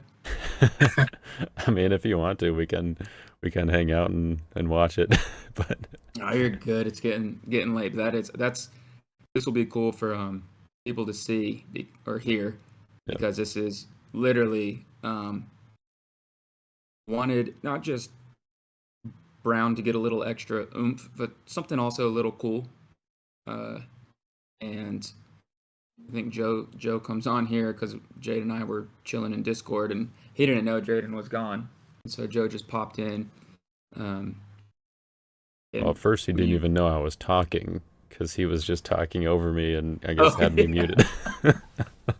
I forgot about that. And you were like, Yeah, Joe, yeah, you're you're being muted. so rude. I Yeah. think that was before this, or maybe that was when I came back. I don't know. No, I It think was when you Joe. came back, I believe. Yeah, maybe it was. Yeah, maybe he had muted me because I left, or I don't know, something like that. Mm-hmm. But yeah, That was so funny. I maybe you forgot guys about will that. get to hear that. Yeah, that Definitely was give good. them and Hendrick some homework because they're going to be pausing every second of this video trying to get everything. Oh yeah. Mm-hmm. And this comes out 2 weeks before Nats, because there's going to be a lot of spoilers in there. I'm not big on giving away a lot of spoilers. I enjoyed when I wasn't a playtester and wasn't an elder. I enjoyed not really knowing what was coming out. And if other people are like, no, I like knowing it, then that's fine. We saw that booster draft. We were trying to speed up booster draft last year a little bit for the draft purposes, so we released GOC, um, and it didn't matter. The draft took forever. Yeah. So, but then again, that card complexity and a lot of language on the card. Yep. So, And all the that's defense gonna be that you guys made really good. yeah.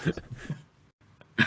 So I'm just not doing as many spoilers, and I like to people that play test and have outlets that give to the community. There's not anything I can do, but this is just one way to say, hey, thanks for doing videos every week. Thanks for like Rob M doing spoilers, um, anything like that. But and then the articles like Rob, you were playtesting. Thanks for playtesting. What did you have and what's your favorite card? Little ways to kind of incorporate different spoilers. I've been getting a lot of good feedback on, and this one's going to be really cool because you literally get to hear a card being born. Like we made the card, Right. and brought it into the set that night. So I don't know if this has ever been released before, footage and stuff like that. I don't know if this has happened in the past where it's just, hey, here's we made a card and it's coming out. So it'll be cool to hear it all and what it turned into. I'm pretty sure it kept nearly its form from what we talked about. There's Awesome. a lot of information too with the process with how you guys decide on ultra rares and rares and a whole theme getting knocked out. It'll really a lot of people are going to enjoy that. Yeah, I knew this video would be good. Awesome. Appreciate you all coming on. Well, me coming on. This is your channel. This is now I Tyler mean, talk. it was. I will say this. It was Tyler's idea. He was the one who reached out to me about doing this. So everybody can thank him for being so generous, Yeah. giving me video content. So So it was awesome. fun. So, yeah. All right. Hope y'all enjoy with Joe, the viewers, and until next year. Yeah. And you guys can come back and watch it later if to reminisce on the conversation, Tyler, and to hear it, Rob. So there you Oh go. yeah, I'll be watching this video in 2 weeks Awesome. while I write my article. Sweet. All right. Well, peace out, everybody. Thanks, guys. Thanks, y'all. Okay. Hey, Baram. So I was thinking, like, what's a different way to interact with curses?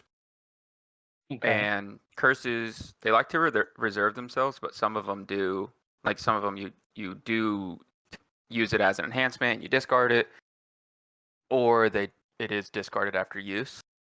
What if Abraham was like a necromancer, where he could? No, that's too much. It's essentially a play ability. I was like, what if he could reveal a curse from discard pile, banish it, and get that ability.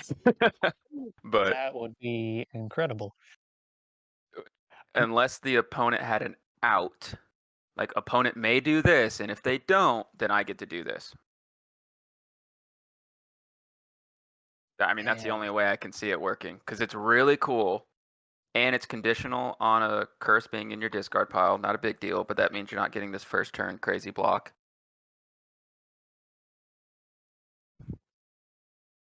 I'm just thinking about it. Because it definitely sounds neat. But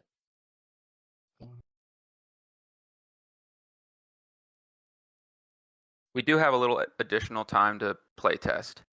It's not in 2 weeks like I thought, so that's a good thing, because the printer is a little faster.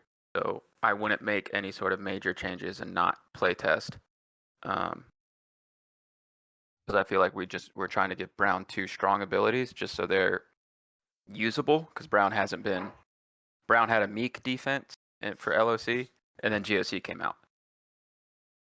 So I don't want to just bombard Brown with strong cards just to, make up for lost time. But I do want to have them playable. yeah, I don't know if having a necromancer effect on the character would be good. Yeah. Even giving him an out, like it really just depend. Because I don't know.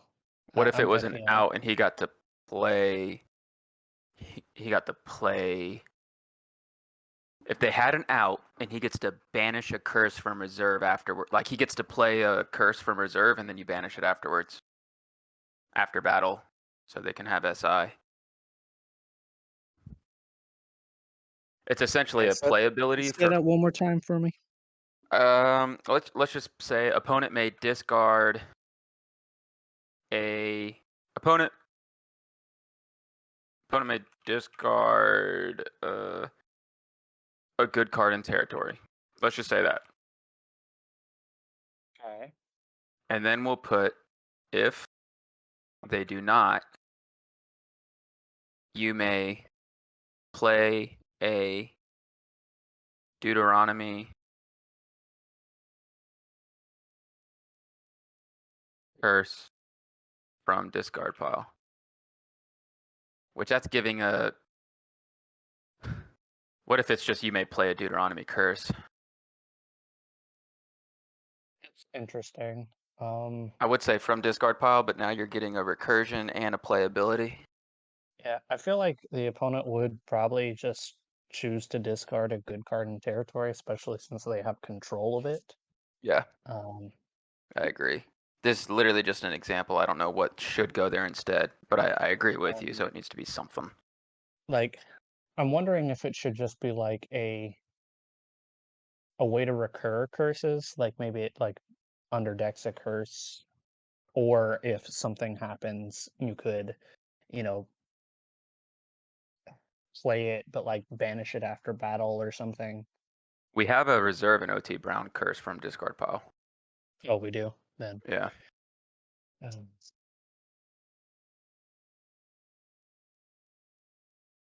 um,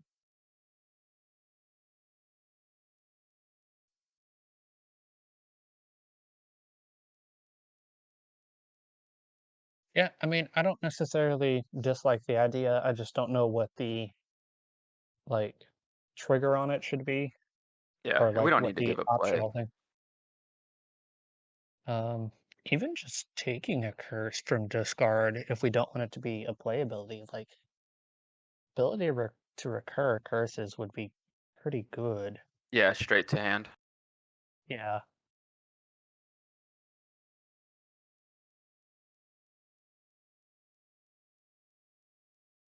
And that might give Brown a little bit more staying power.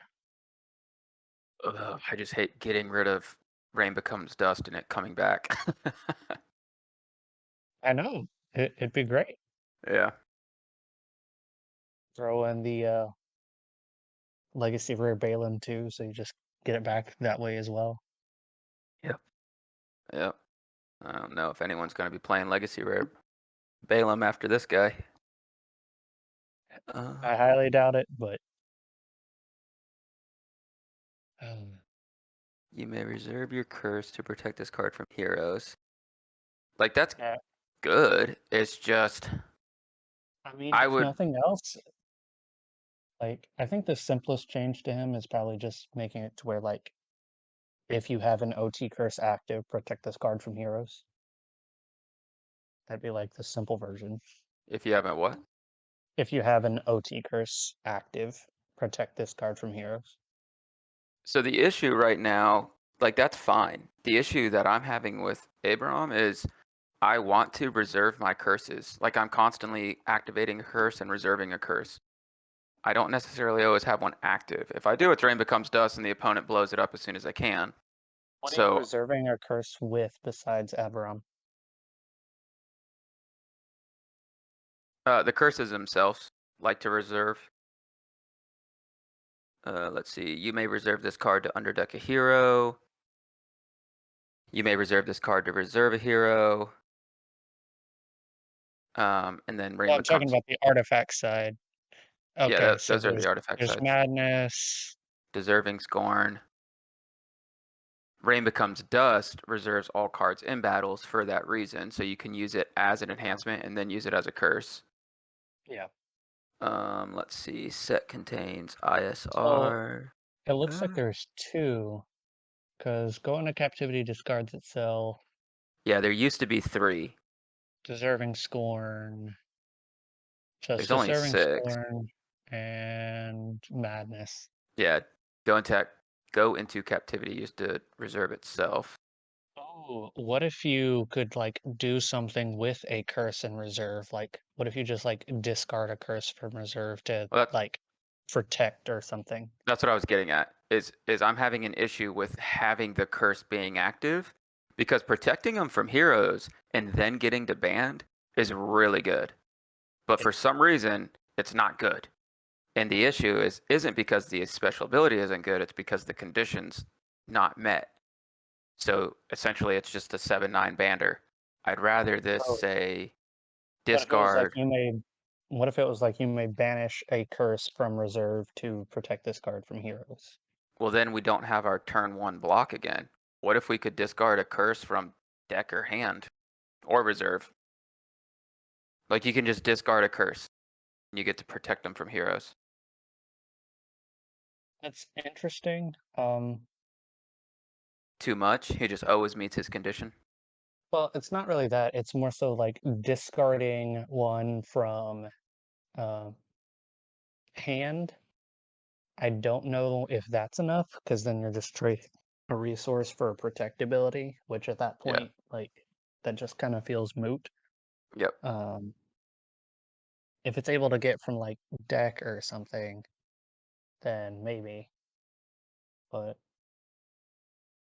What I if you mean, even reserve your curse from. What if we pick you may reserve your curse from deck or hand? that would be pretty good. Yeah, because yeah, I mean he's right there. It's just a matter of I can't get his condition met. So you may reserve your curse because right now it's only an active curse. Yeah, like it would have to be from like hand or deck. Do we want to say from artifact pile or hand, or do we want to say from deck or? I think from deck or Um, hand is easier.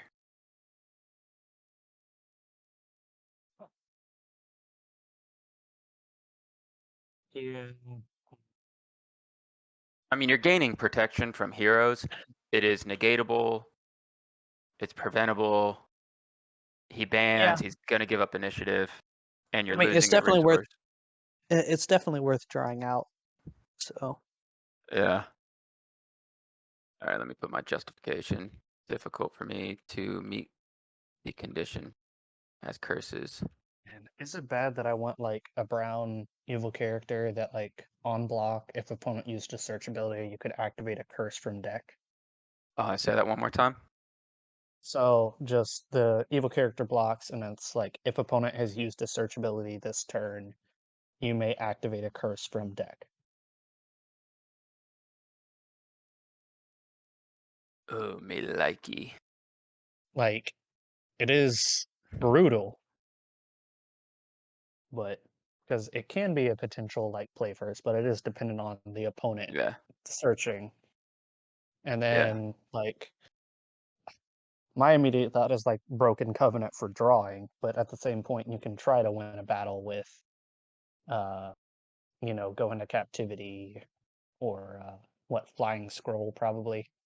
Yeah. I mean, it'd still probably need to be an OT curse, but even then you could probably play like You can just say the one to Deuteronomy if restrict. you want.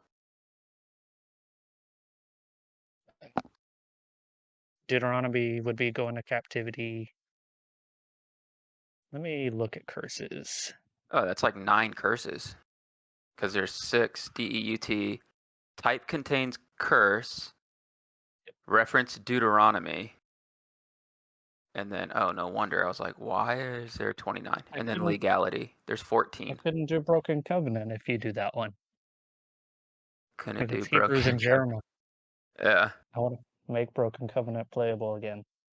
So if opponent has used a search ability, you may play a curse.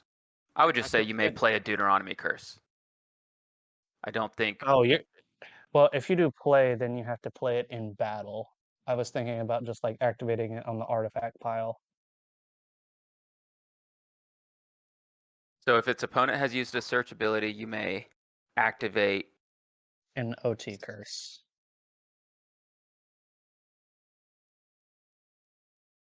I mean, that's what I was thinking because I was just like, hey, That's really on block, good. I activate Broken Covenant or like Thorns and Thistles to negate their evil characters in territory. I mean, the curses are battle winners. Yeah. But if it's artifact side, then Fall of Man to restrict players from playing Doms. Yeah. I mean, the Okay. 6, not the 6, of the 6 in IR, or is there 5? I 5 in think IR? artifact side, the only one that would win a battle on that. Well, no, there's 2. There's Deserving Scorn and Go into Captivity. And Madness. Yes. So there is 3. Which I'm okay with. Like, It is dependent on the opponent using a search ability. yeah.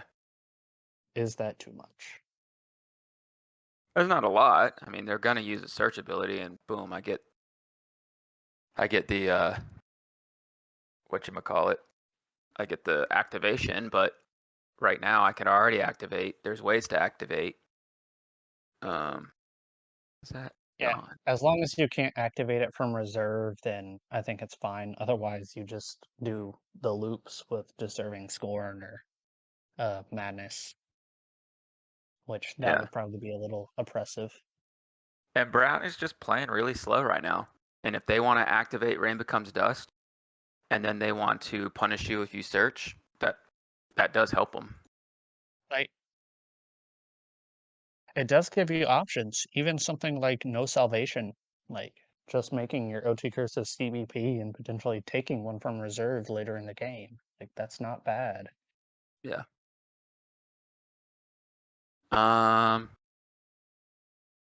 Since there's a way to excuse me, since there's a way to activate, like there's a couple ways to activate right now. What if they search, you get to recur?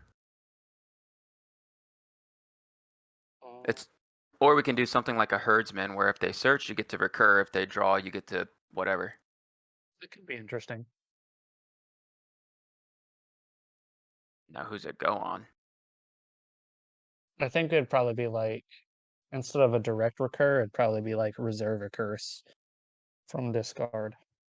Yeah. Um, let's look at the brown guys again. I mean, what if it's a massive draw punishment, but it's not for drawing a card, it's like a Foreign Wives to where Daughters of Moab, we already discussed, could change. yeah. Um, Are you in version 4? I am. I don't see you I'm in looking version at the 4. I'm looking at the old plugin in Lackey, Oh, and but Lackey. yeah, I'm not in the drive, but I can be. No, you're good. Oh. I'm in 4 in the drive now. So let's go to Brown.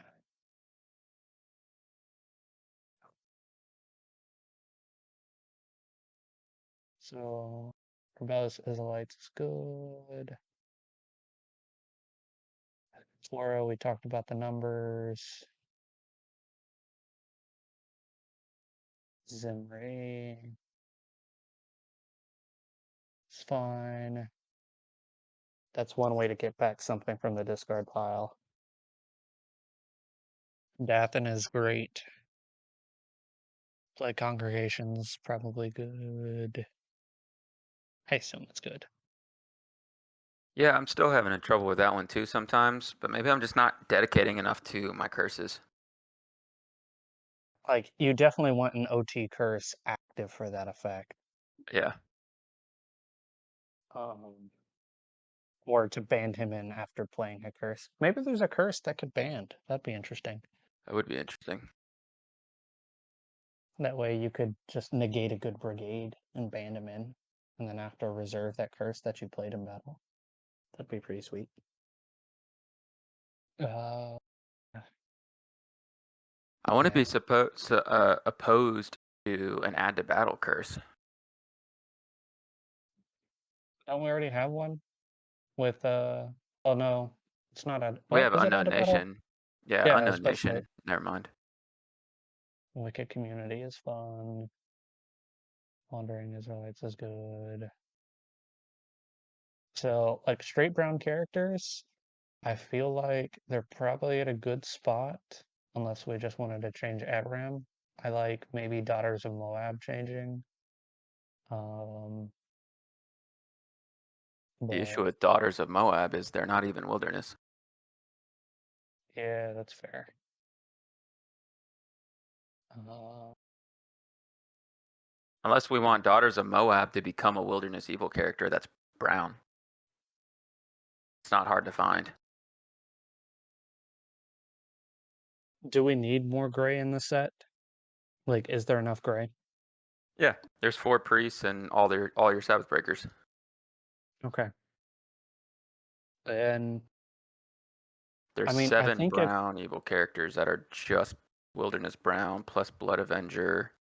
I mean, I just don't see Daughters of Moab seeing play right now. Yeah, me neither. Like, do we have an Aiken? Do we want like a thief Aiken?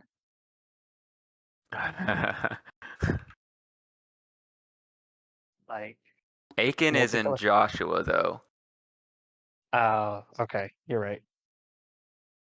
So let's So I see think we who. want a Thief Aiken, but we're giving a spoiler for the set after this one, where I really like a Thief Aiken. That's not, it wouldn't be Wilderness though.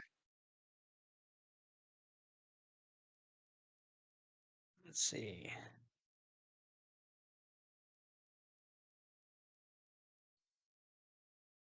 Idolaters is Exodus.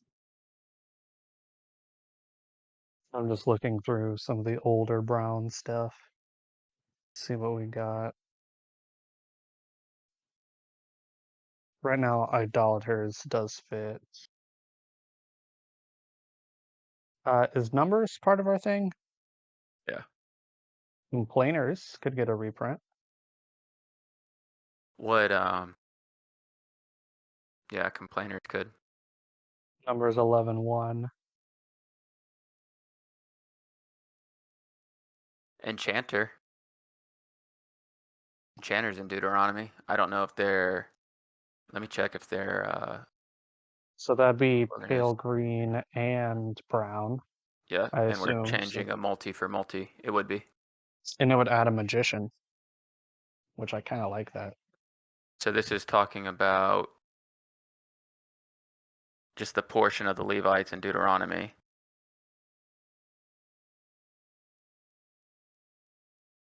Yeah, I this like can be it. called, yeah, this is anything.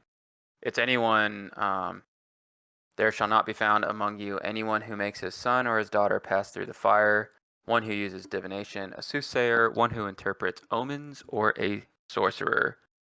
And then Kinda it like goes on. that, especially kind of being able to pull curses like from various places, Yeah, what like if we were it's called talking about. Omen Interpreter? Like that could be pretty sweet. Yeah. And we just made magic charms, and now we have Balaam, and we make one more that's called Omen Interpreter. Yeah.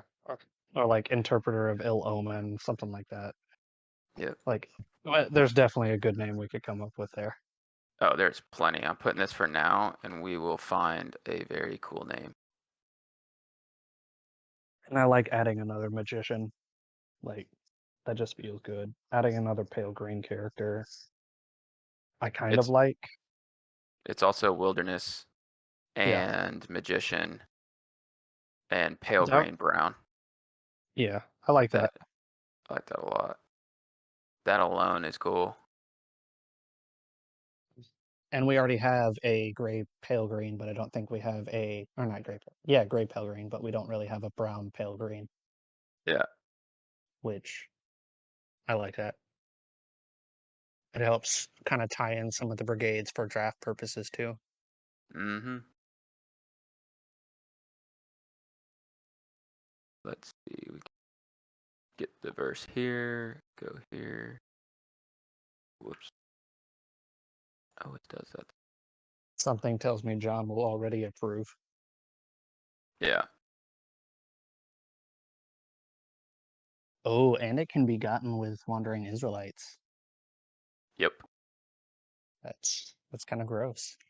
Oh, yeah. It can be gotten with magic charms or wandering Israelites or slave or deceiver, and it's a magician in pale green, and that's good. That's a Deuteronomy good effect. 8. Yeah. And let's change the special ability.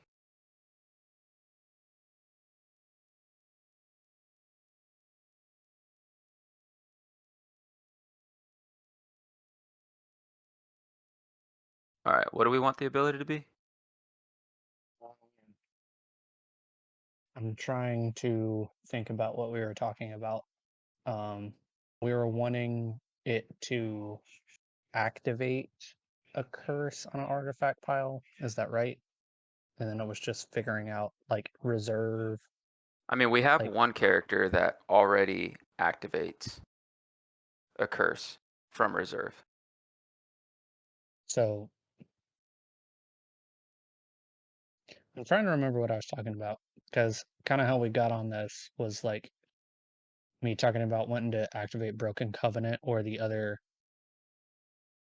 OT curses, I think is what it was. Yeah. It was like if opponent uses a search ability, you may activate an OT curse on artifact pile, I think is what I was going with. And then you were suggesting something like um, Herdsman or something like that. I'm just trying to remember our conversation. Is that something we were looking at with this character, or do we want to start from scratch with I this like one? it. If opponent has used a draw. Oh, that's what I was saying. If it's like a massive, like it's a Foreign Wives Punisher. Like if opponent has drawn 5 or more cards this turn, you may play an OT curse, or you may, if opponent has used a search ability, you can recur an OT curse. If opponent has drawn, oh, if opponent has used a search ability this turn, you may take an Old Testament. I think we'll say a brown Old Testament curse from discard pile. If opponent has drawn 5 or more cards this turn, you may play a brown. Oh crap! Old Testament curse. You misspelled curse there. Whoops. I would probably flip the abilities personally. Like make the search have the play brown and the recursion one, the draw 5 or more. Oh, that's what But you mean. If opponent has drawn 5 or more cards this turn, you're saying it's better to. I feel like that one seems like the recursion. Like I don't know. Like I'm trying to think of like which one is more likely to be triggered. The And which search one for is sure. The search is for sure likely to be triggered. And because of it, Yep. it's good, but it's not amazing. If you draw 5 or more cards, well, right now this doesn't fit anyway. So Yeah. we would have to fix that. I really like the banding to a male wilderness human or a magician. Well, we don't need a male anymore. Yeah. So we don't even need the band, period. I feel like I don't know that it could have 3 good abilities like that though. I don't know if it can use like the draw thing, the search thing, or the banding. I think it can have 2 out of the 3. No, yeah. It can't even fit these 2 right now. But you're right, yeah, we're trying not to do 3 on a card. But it can't, we can't even fit both clauses as is.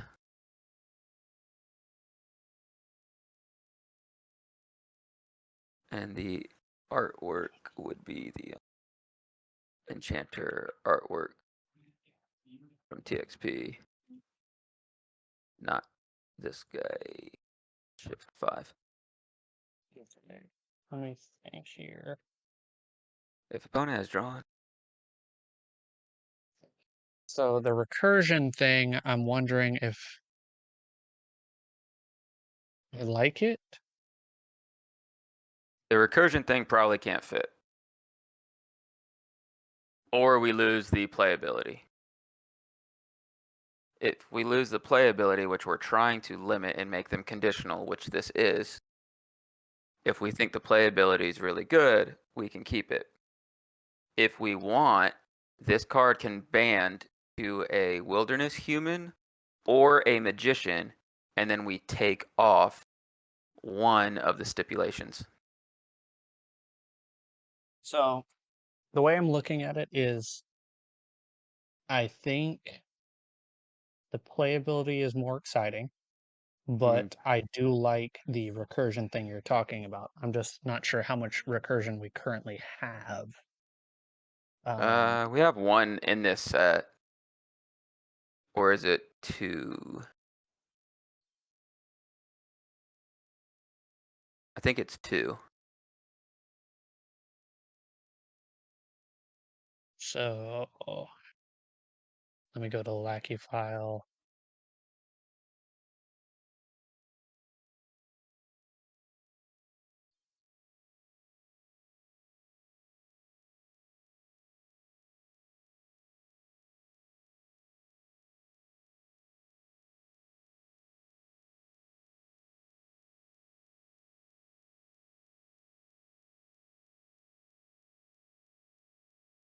Like played congregation reserves all curses in battle after battle.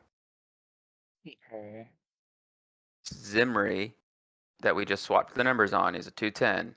Reserves an Old Testament brown card from discard pile. Yeah. I mean, I think we definitely want to encourage curses active. Yeah. Like because like Tabera wants a curse active. Zimri, like you said, gets back a curse from discard pile. Zilafed, I have to look at what we changed him to. Yeah. Wicked Community wants to reserve a curse to negate the last good enhancement played. It's an at any time. Abraham wants one so it can reserve to protect himself. Like we're definitely Yeah. reserving curses for a benefit, and we want one active. Yeah. All right. Played Sorry, guys. congregation. I am back. You're No good. worries. Um, Should we have Jaden chime in? What he thinks? Yeah. So long story short, Daughters of Moab sucks, and We were just looking at what we could bring into rotation or what cards are there. And since Daughters of Moab is already a multi-evil, we could make, like, as of now, I just named him Omen Interpreter, and it's Enchanter. And it would be a Magician in Wilderness, so it'd be brown, pale green, and it would Cool. be the same verse and the same artwork. And there's not room for what we want to do, but if opponent has drawn 5 or more cards this turn, you may play a brown Old Testament curse. If opponent has used a search ability this turn, you may take a brown Old Testament curse discard pile. There's not enough room, so we were saying something like the original Daughters banded, so we can still keep the band, but say Wilderness Human or Magician. Oh.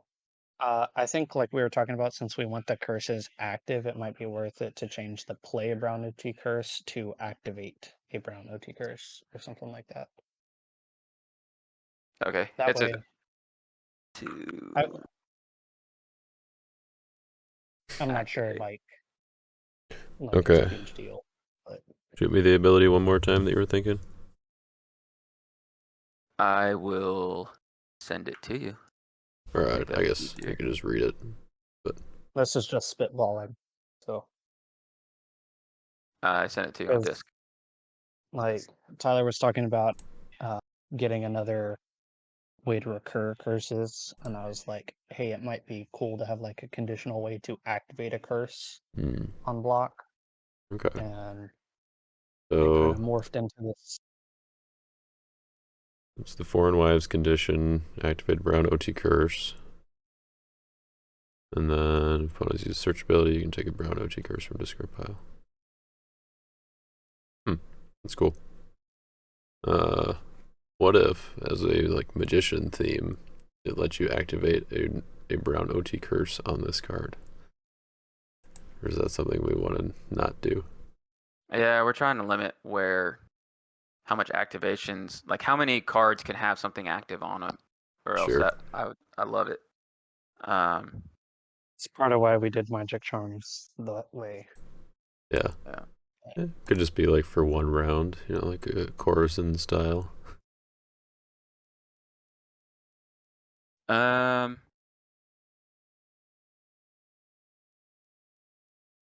mean, I guess my only thing is, would that be better than just activating a curse that can win you the battle?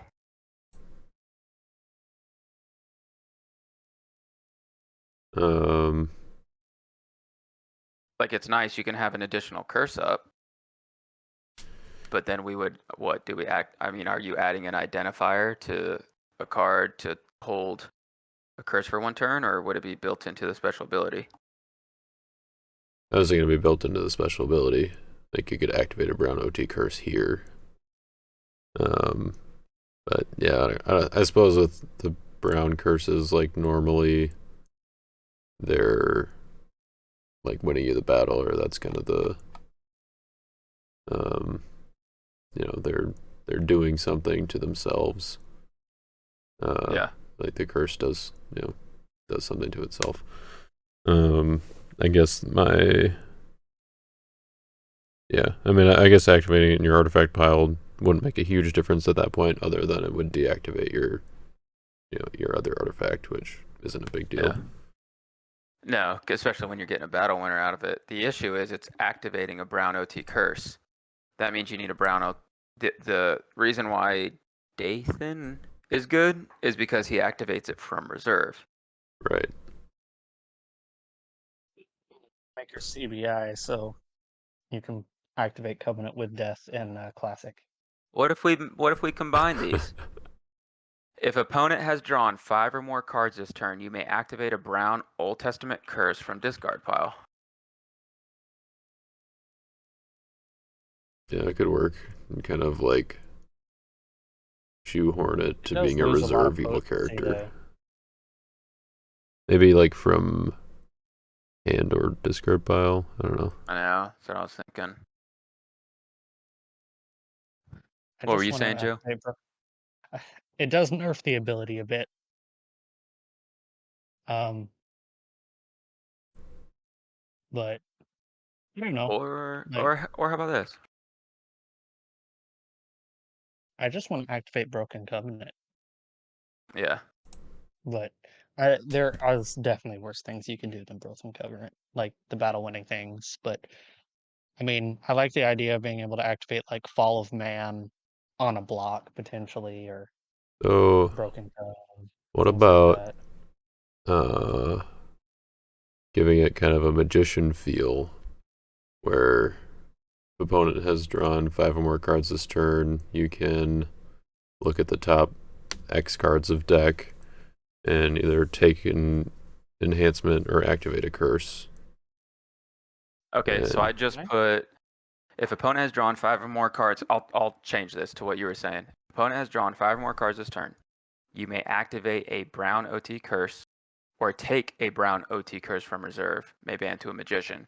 hmm, Are And we that way it has okay with an X identifier, Tyler? with a X identifier. Because I know we're trying to limit them, but like you may look at the top X cards of deck. You may take, well, going off of what Jaden said, but like you can activate a curse or take something. And then X is just equal to the number of cards opponent is drawn with some sort of limit. I would say if Yeah. opponent has drawn 5 or more cards this turn, why not just do top 6? yeah, you could, but I mean, like, I'd, you know, Like, I don't know if there's space for all of that too. Yeah, we would change it up. So opponent has drawn 5 or more cards this turn, and you're saying we're kind of making a built-in divination. yeah, that's, I mean, Ooh. that's kind of what I was, the idea, like, divination, Philistine soothsayers. Yeah, I guess it could just be 6, as that's kind of the magician I mean, that's really good theme or anyway. whatever. We could add an X to be like X equals the number of cards they've drawn, or we can say 6, because it's more than likely going to be a number around there. Yeah, I mean, I don't see any problem with the number of cards that they've drawn. Other than, like, I mean, you could set it up with a mayhem, but like that doesn't seem that bad. So if opponent has drawn 5 or more cards this turn, I would just say if opponent has drawn, Has used a draw ability. has used a draw ability, because we're Yeah. And then that way your mayhem won't trigger it either. Yeah, make it herdsman style. If Yeah. opponent has used a draw ability, you may reveal the top 6 cards of deck. Or do we even want it to be revealed? We just want it to be like divination, and we can just have Yeah. a built-in divination on a card. You may look Yeah. at the top 6 cards of deck, and then we're saying take up to 1. I would say, I do think it should probably interact with curses in some way. yeah, So I'd like say either you can play a take curse. up to one or Yeah. take up to one or activate a curse, and then that way it would activate from the top 6. Right. So you would then have that to wouldn't- reveal then. Yeah. I mean, you have to Well, either way, right? regardless, you have Yeah. to.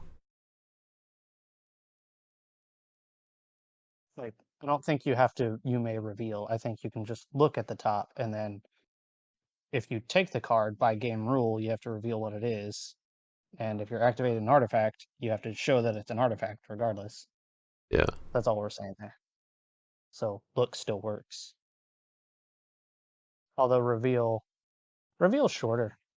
Yeah, because what I'm saying is if opponent has used a draw ability this turn, you're not even doing a may.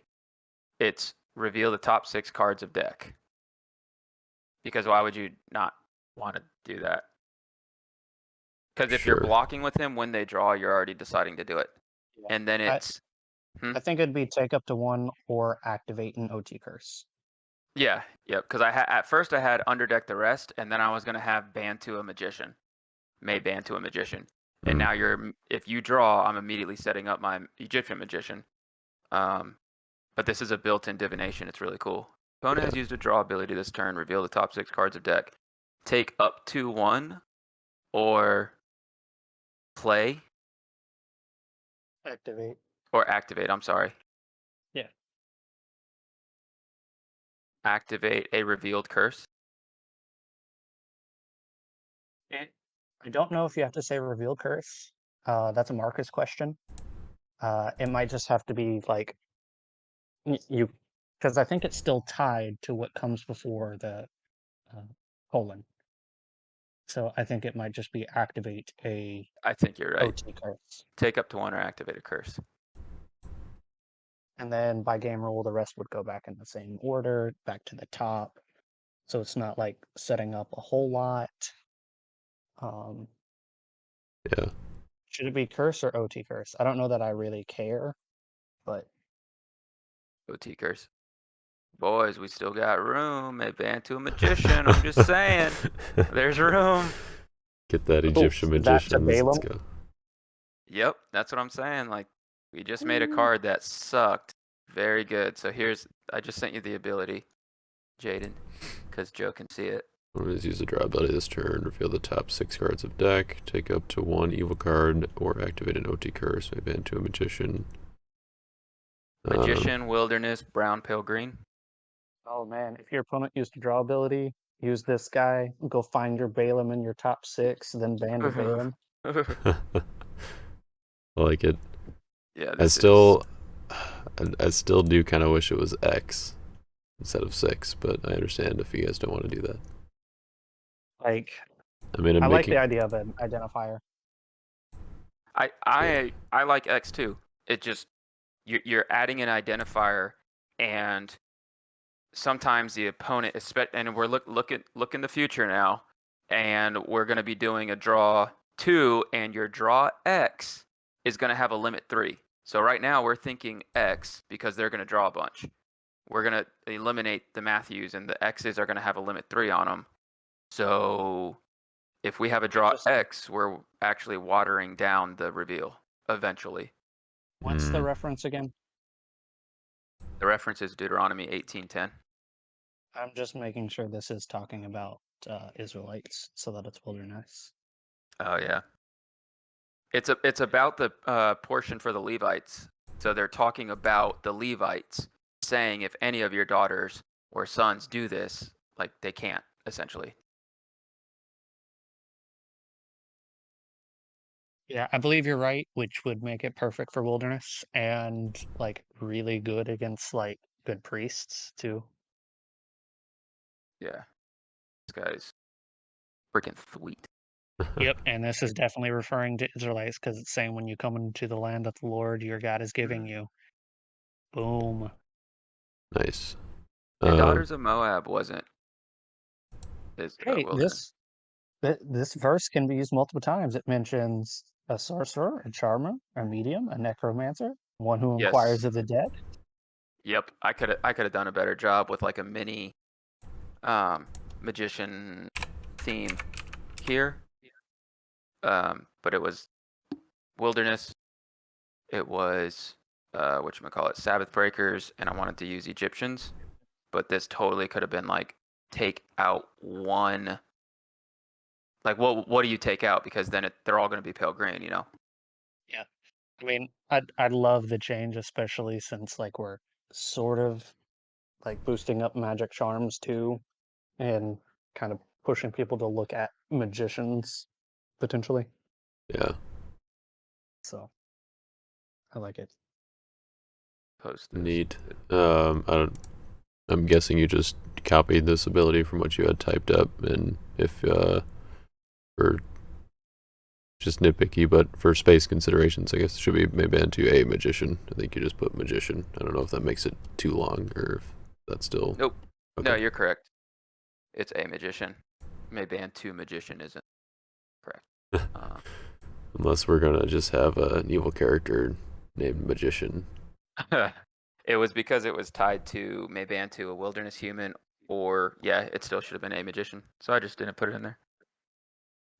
I figured it was just a typo, but I figured I'd mention it just in case it put it over the space. But all right, well, shall we continue here? Yeah, I'll give you another round or two. Can we pop a gray brown evil character for a character? This would be a new enchanter. I present to you. Yeah, I'll put the on this. you don't want them all banding each other. Theo.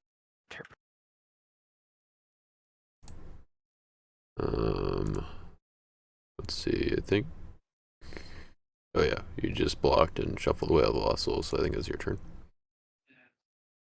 Magician, Wilderness, 6/5, Brown, Pale Green. If opponent has used a draw ability this turn, reveal the top 6 cards of deck. Take up to 1 evil card or activate an Old Testament curse. May ban to a Magician. Okay. That's a rare already. Yeah. I love it. I used the Dominant. I am drawing 3. Right? Yep. Okay. Oh, Yay, so- we might not want to have it be a reveal, just because of Jaden's favorite card. Well, it doesn't actually top deck them though. They just go back by default. Yeah. Okay. So it's Then it's we're like okay. Ends of the Earth or something. I trust your knowledge on Jeshua. The resident expert, all things Joshua. I don't feel like I need to take anything from Storehouse that draws. Take this. And then Mount Sinai, I'll get my top 5 revealed to me. And I will take a card. I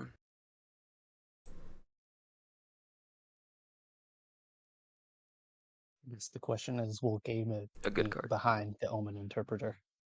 I think so. He really likes Magicians, and it's an even swap of a multi-evil for multi-evil. It eliminates a character that's a Moabite and not a Wilderness character for a Wilderness character that's also a Magician, and we just made a new promo for Magicians. I think it's great. Yeah. So I think all those reasons. I didn't say them all, but I will say them. This helps Magic Charms. This eliminates a non-Wilderness evil character for a Wilderness evil character. This boosts Magicians. This is a built-in divination. Punish only works with draw. Draw.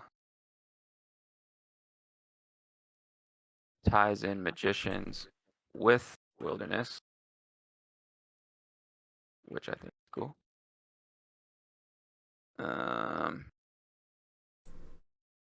I think that's enough. There, enter, done. Okay, it's my turn. I took Woes as my good card for Mount Sinai. I took Brothers Conflict from Storehouse. Mm-hmm. Nothing else there. I'll put down Music Leader, and I will. You really didn't draw a Lost Soul, huh? No. Bummer. No. You only have. You have 3 of them.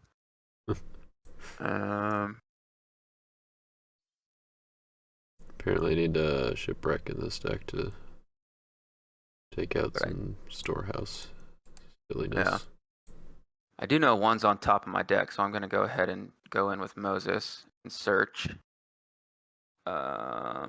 And get out OT card matching. And this matches both. And I'll shuffle and ban to Miriam, and I'll exchange Birth with a musical enhancement. None. And Tabernacle will hit. I will exchange a good card in hand, because I can't do anything with Virgin Birth, to a single brigade white. Single brigade white. Don't think I need increasing numbers. I think I can get out Inhabitants Driven Out or Love Righteousness and get my heroes back. Well, that's cool. I can keep getting Blood Avenger back. Yeah, let's do that. Yeah, that seems pretty good. That's good. All right, that's my battle challenge. I'm gonna block. Cool. I'm gonna go to reserve for Naaman.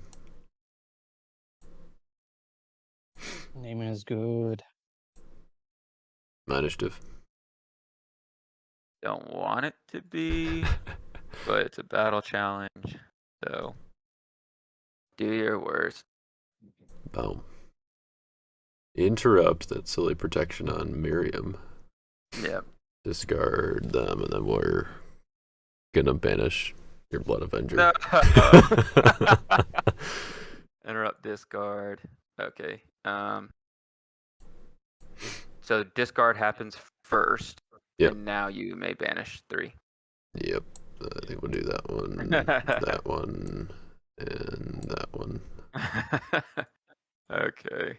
They are You can play removed. 4 of that in type 2. Yeah. With Naaman, it's kinda. I mean, it's not like there's a Syrian that can exchange for Naaman really easily from deck or discard either. I mean, Nicodemus and Naaman. Nicodemus have to be NT Nicodemus enhancements? is NT. Yes. Naaman is OT. You're right. Okay, let's you didn't search, no music later, boo. And let's go ahead. And Technically, I think I searched your discard pile. oh, yeah, you did. So I do get music leader. Take up the 2 good cards that involve music from deck or discard pile. 1, 2. Christ, Yeah, didn't get your Moses. it's banished. Oh, thought he got interrupted and discarded. Yeah, Oh. and then banished. Well, you banished him after he was discarded. Yeah, you Yeah. discard all good cards in battle, Yeah, I didn't know he was one of the 3 cards that got and banished. then you banish. Yep. Well, I guess does it wait for special initiative, and then you pass on special initiative, so it gets discarded, then you banish. Yeah. Card completes in order. So Her. it's part of And what yeah, I was saying. Like that, Greg gets all the goodies. yep. Play that, and Malachite Slave down. I've got 12 in hand. Going to put down 1, put down. Whoops. Forgot about that one. 4, 8, 9, 10. Will crud. Discard Word of Christ. And put down Don't Wandering. like Word of Christ. Your turn. I'm sure I'm never going to use another draw or search ability, so you'll probably never get it back. Hey, that's what I was hoping to see.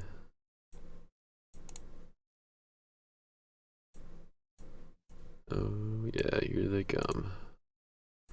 Alright, well, we got rid of your Blind Lost Soul, so you can have a token. And we'll go to Alright. Upkeep, and you can have another token. Woohoo. And Book of the Covenant, we'll draw 1. Storehouse. This is such an underplayed soul. What is? Dole. Harvest. Oh, Harvest? It's not anymore. Yeah, I see it all over the place. Yeah. I think I it guess I'm was playing the wrong people. It was initially, but yeah, it's all over the place now. I'm taking Feast with Storehouse.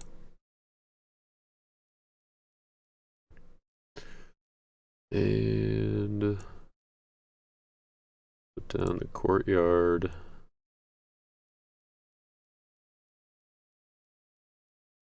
And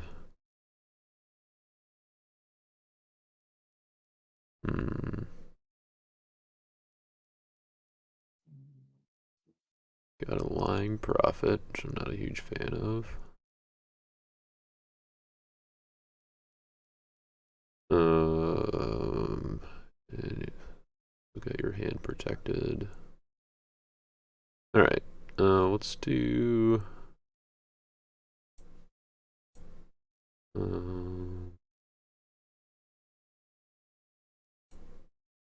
Yeah, let's do Defender No evil enhancement to banish. I will exchange him with Jerry in my discard pile. And can't look at your hand, but I will toss the next. Okay, tossing the next. You're a 5.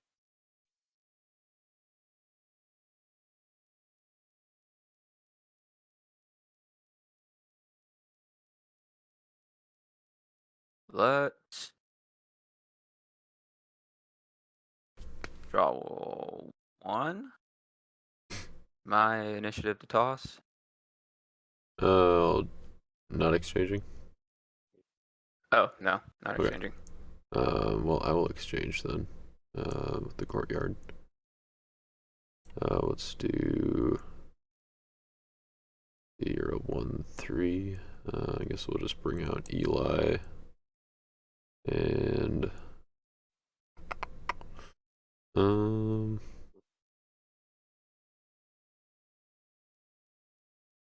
yeah, I'll take the draw 2. And more lost souls.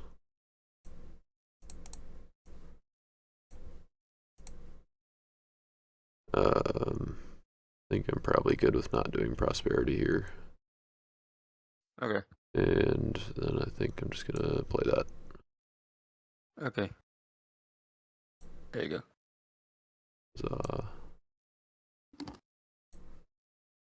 I'll put down a captive priest. And I will. I wish I had an Abimelech, but I guess it wouldn't actually get me down to hand size. I'm gonna reserve 1, 2, 3 enhancements with storehouse. It And must I'll be pass. nice. 3 upkeep. I do have a storehouse trigger. When it uses a draw or search ability, and I missed that one, but all I would have gotten was back. Storehouse. Let's go to Covenant with Moses, and we'll use Mount Sinai for the top 3. Take Vinny and put down Emron. And Mount Sinai is kind of crazy. Do what? Mount Sinai is kind of crazy. The selection Oh, yeah. every turn. Yeah, it's amazing. Jacob was using it to slowly whittle my deck down. Yeah. You can use it with so Moses can go in your deck, like the clay white Moses can go in Jaden's deck with Mount Sinai, and you can just Aaron staff Mount Sinai them to death too. Sure. Yep. I'll use Covenant Moses to draw 3. I like that Covenant with Moses works for this defense too, the artifact side. Yep. 3 Covet. You have 3 cards in deck. I'll go ahead and Still hate that starter deck Covenant is also Covenant with Moses. yeah, it is. And they're both good. So you gotta pick one. Covet, and you have 3, 6, 7 lost souls. I can still look at your I got storehouse. nothing, and I could go reserve a card to take Wilderness Human from deck. I will go to prep phase and exchange with Dole. Wander on over there. Mm-hmm. He goes with my wander theme. Nice.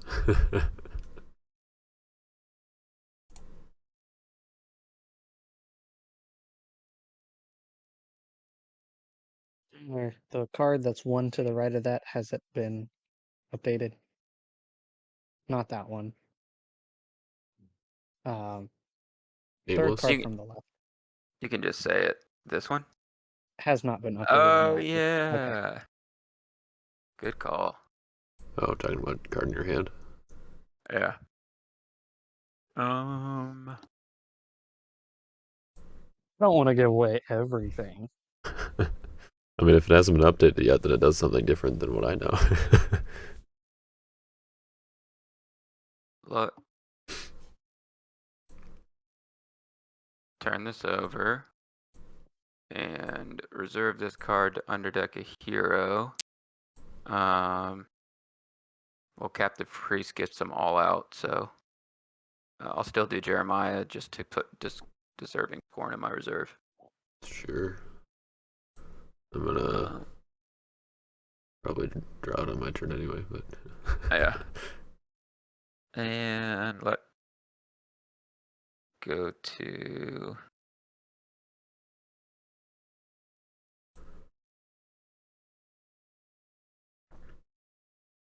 here. Deck's protected here. And I remember you still have a Christian Martyr. We'll go to Tribal Elder to Phineas.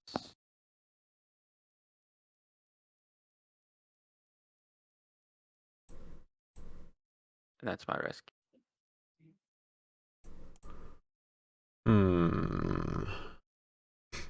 Means you probably found your angel, huh? And you've only got 3 cards left in deck. Man. I've had my angel. You've had Sabbath Breaker, and I keep searching. Oh, that's right. You just decided not to use it during a battle challenge. Yeah.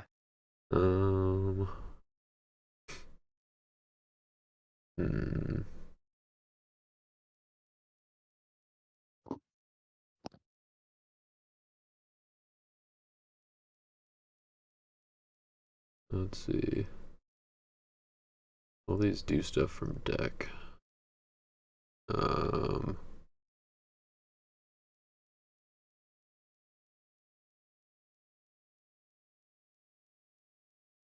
Let's see. Did you use the search ability this turn? Yeah. Storehouse. Oh, okay.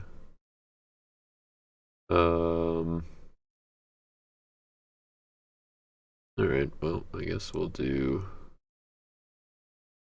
this guy, band of this guy, and band of this guy. And I will draw 3. Sure, why not?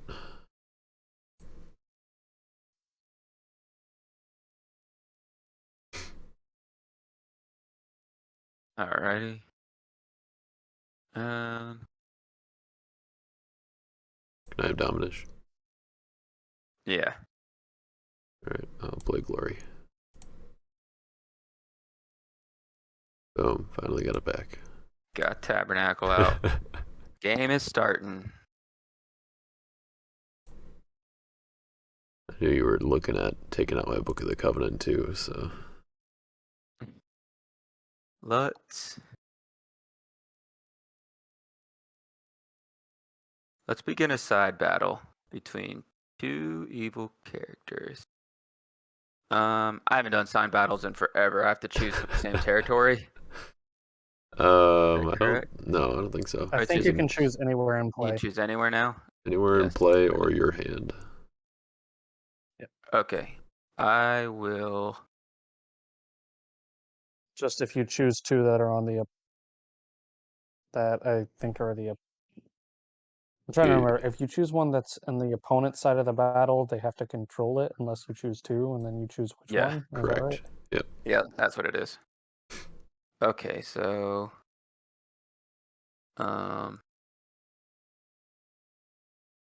slave against Naaman.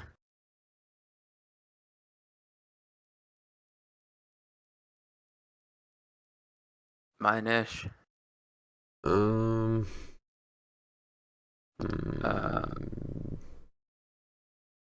Yeah.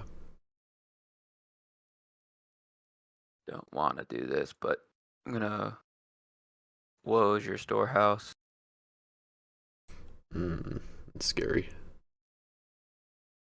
The issue is you've played Son of God. I missed this play at the beginning when I had confusion in my hand early on, and I had to negate a good card, and I did begging to go back. Oh, And I didn't negate I played it the wrong way, so I discarded your heroes and then gave you initiative. And I should have just Sure. negated Storehouse and then played Confusion on Son of God. right. So you have Son of God, Second Coming, and Angel of the Lord in your discard pile. So if I play Confusion and I name a card, you're playing Clay Priest. What other good dominant? And you have Glory of the Lord. You probably have Rebellion. I know you have Christian Martyr. And you have Rebellion. So there's 3 in your discard. 3 in your discard. I'm going to assume you have Rebellion, Christian Martyr, Glory, and probably Woes. So I will say Confusion, and I will name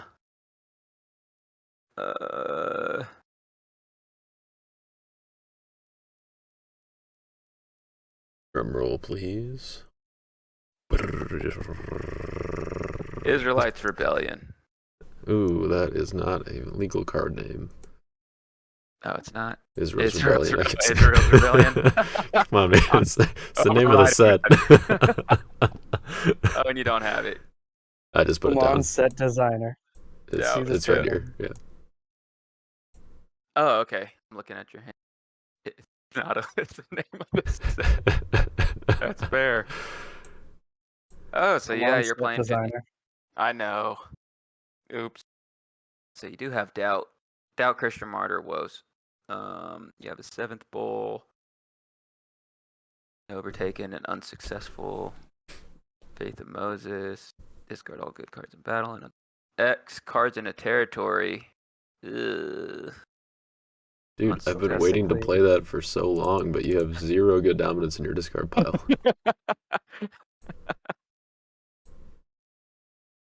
All right. Just want to discard your storehouse. Yeah.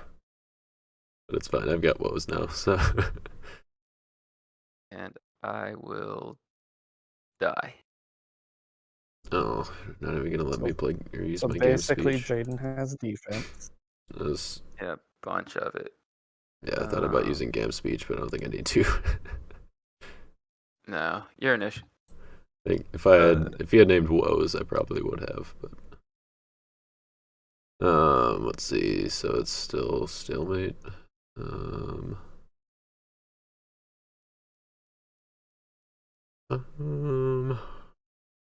Yeah, I'll just pass. All right, you have 1 card left in your deck. Your storehouse is negated. You've fallen into my trap. I will discard the top X cards of your deck. Oh no, not my Jeremiah. Yeah, You baby, got him. got him. Your offense is mute. Nice. Alright, Alright, so it's my initiative again. yeah. How many did you discard, Jaden? I want my Jeremiah back. 7th Bull. Okay.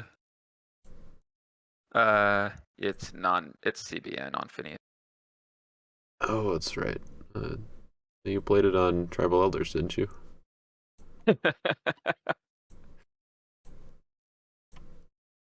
Alright, well, I guess in that case, we're hitting your storehouse. Storehouse for a storehouse. Fair. Gone. Okay. Jaden, did you discard the top 4 or just top 1? There's only 1 card left in my deck. He only had so. 1 left. Oh, that's right. I know. I thought he had the Goodness. 3, and then and then I saw it before I played it. I was like, well, might as well kill what I put underneath. I was 'cause he looking got at to the draw wrong 3. person. Yeah, I was looking at Tyler's deck. Oh. Yeah, because I drew 3 with Sabbath Breaker. And let's go ahead and I know you have the woes. Forgot what else. Unsuccessful, overtaken. Yeah, I'll play Royal Parade in an attempt to bounce. Right, and that's CBN. Oh yeah. Alright, so they're, oh, that's not bounced. They're bounced. I'll ask for Dominish. Yeah, you got it. Let's, do a doubt, and we'll add it to battle. Okay. That kicks out Phineas. Restrict. Yeah, he does. Kicks out Finny boy. And now I have a lone hero in battle. And you've got Bombs are restricted. Yeah. 5. Let's see, there's 3 Evil Brigades in play, so you're getting 18 attack and 11 toughness.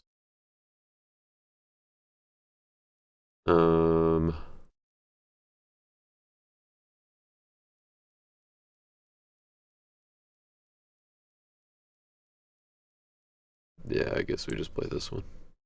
Yeah. Okay. 8 cards in hand. Your turn. Okay, nothing to draw. We've got stuff to storehouse. I will grab Balaam's.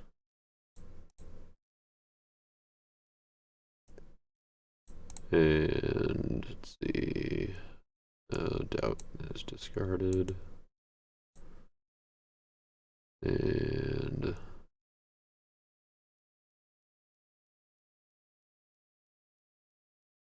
you got 3 cards left in your deck, so I guess that means we can maybe hit some stuff with Aaron Staff. We'll put that up. But some Sabbath Breakers. And let's go digging through your discard pile here. Got some evil cards for me, right? 1, Yeah. 2. Guess that's banished. 3, 4, 5, 6, 7, 8, 9, 10, 11. Go for all of them. Okay. And that's 2 music leaders. Oh, glad you. Sure, yep. And I get to take up to 11 good OT cards from my reserve. But it can only be 10 because of my hand limit. 4, 5, 6, 7, 8, 9. I only get 9.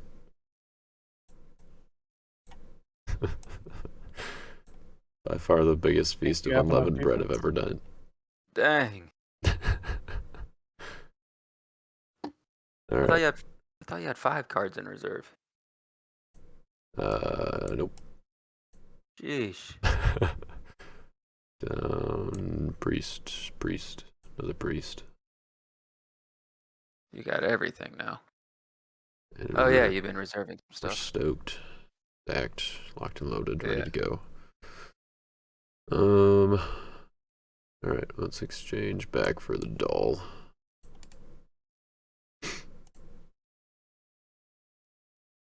And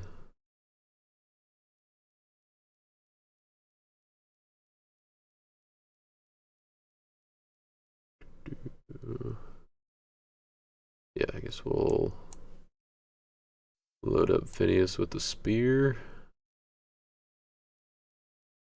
And we'll go ahead and send him into battle. And we'll reserve the spear to protect him from Brown. You can get OT. You get CBN enhancement.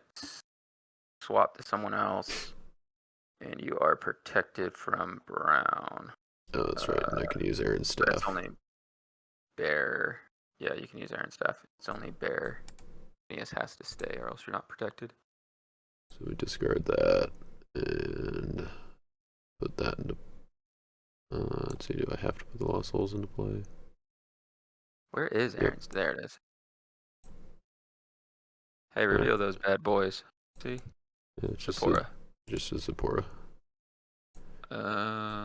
Okay, so you have Yeah, a I don't 10. know how you play at 217% scale, Tyler. Good thing people are watching my end. Yeah, I hate playing at this scale. I forget to change it when I go to playing. I just do it for my Oh. videos. Yeah. I cannot reveal. I can discard a good profit, which... Don't you have Aaron over there or something? You got anyone? Nah, Aaron was Long gone. Jinx. Okay. Mine-ish. Go for Oh, it. you have courtyard. Are you staying? Yeah, he's staying. Oh, he's protected. He's CBN protected. Yeah. Yeah, I got nothing for that. Can't negate anything. And he's protected from brown. I could activate a brown and orange curse. Yeah, I got nothing. I could ask for Dominish. Well, I mean, Activating the curse gets around the protection at least, but yeah, Oh, because it's not a brigade. right. it's an artifact. It's an artifact. You may reserve this card to reserve a hero. Or reserve Phineas. Yeah, I Let's forgot go. that's what you had. Yeah, that's all I got. I got my dominance now. Hey, nice. I That's can the finally play mini Curse angel. Their Parents. Yeah. Baby angel of death. Baby angel. Yeah, I screwed up on the storehouse play way early on for confusion. It's like, oops. Oh well. I mean, Yeah. it would have bought me one. Yeah. I just don't know. And then you got all your offense at the end too. I just didn't really have much. This deck isn't really built much for defense. It's built for the kind of few blocks. Yeah. I mean, also just doing a full ban knowing your opponent has scattered in hand is. I mean, it kind of worked out because it saved all your heroes from your Discard. territory wipe. It kind of made me wonder once you played that if you knew all along that I had scattered and you were just saving them. I was once I saw it, I was okay with it. Like I genuinely forgot because I was in the document. Yeah. And then like I didn't look whenever you were like, oh, I'll grab this one. I was in the document. Sure. And then when you were like, you want to do that, and I was like, I mean, I already did it, and it's just a playtest game, but I can make the best of it. Yeah. So I I was wasn't just too worried. testing out the other card. I haven't used 40 Knights as an evil enhancement, and I've been heavily playing Brown majority of playtesting because everyone went straight to Sabbath Breakers. Great, like just Priest in general are really good. Like just any sort of gray, like what you're doing with gray, all that stuff's really good. I was surprised not to see Lying Prophet, but I think Sabbath Breakers are so fast they don't need Lying Prophet. Yeah, that's kind of what I was thinking. Yeah, I agree with you. And then I mean, it helped that I had, two of them. I guess I didn't have the one that drew, or either of the ones that drew, but I had the other two to start like taking stuff and getting them all into battle on turn one. Yep. Let's see. I do like Brown with Sons of Jacob. And maybe that would be a good spot. Necromancer can be a fun addition to Sabbath Breakers. That's Which true. one? Yeah. Necromancer could be a fun addition to Sabbath Breakers. Oh yeah, great advice. That is a good card to add. I'm okay with. It's not gray though. That's true. Yeah. The enhancements. You don't get don't all work. those, but You're just pretty much getting a CBI protection, right? Copy CBI, but you can still negate the protection if they searched, I'm assuming. Yeah. Never mind. I don't think you could negate the protection. Because you can't negate the copy. Right. He's CBP and he's copying ability, which is inherently CBI. So if you Yeah. banish Oh, your no, no, 7th, no. Wait, yeah, you could still negate it. okay, yeah. Yeah. I was thinking he was CBI, but yeah, he's CBP. That's right. If you copy a CBI character, then it also copies the CBI. The modifier, yeah. Yeah. Yeah, so I mean, it's I'm. still good, but Mhm. So all we have to do it is still kind of hurt. give a slight bump to Gabe's responding about the magician right now. He said it's probably not what we want to do for not the magician, the Zelifahad. Self-ads. Yeah, my first that sounds like a really positive, cool change. Yep, I thought he would like that one. I did not think he would like the CBN, and I don't disagree. Like, we're trying to fix a weaker brigade by giving a CBN. I think there's a lot of other things we can do. Yeah. And I'll think on it, and whatever you guys think, you let me know too. I made the change to Daughters of Moab to Omen Interpreter already. I did not make the change to Zelifahad Sin because I thought that one would get the pushback. Which that's okay. We can think of other really cool stuff. Yeah, that's fair. Jaden, have you played Egyptians yet? I don't. I think I started to build I started to build like a mill deck, but I don't think I actually played any games with it. Can you use? I don't care what it has. I can do whatever you want. The only thing I ask if it has Plague of Hail, Gods of Egypt, Murderous Command, and then Murderous Command goes to Egyptian Army. Because I still see a mill deck that can discard 15 cards insanely quick. Yeah. Because of Egyptians can just pop out all their stuff. And that has nothing to do with IR. Like I just named one card in IR and it's a dominant. Yeah. Like the other thing is a starter card that is an add to battle. It's awesome, but it doesn't matter what you add to battle. Like it doesn't matter that it's an add to battle. It matters that the card you're adding is Egyptian Army. Yeah. POC had a lot of crazy good cards that just got overlooked, like from a meta standpoint. So, and then you have Plague of Hail. That's just a boom, discard 5. Yeah.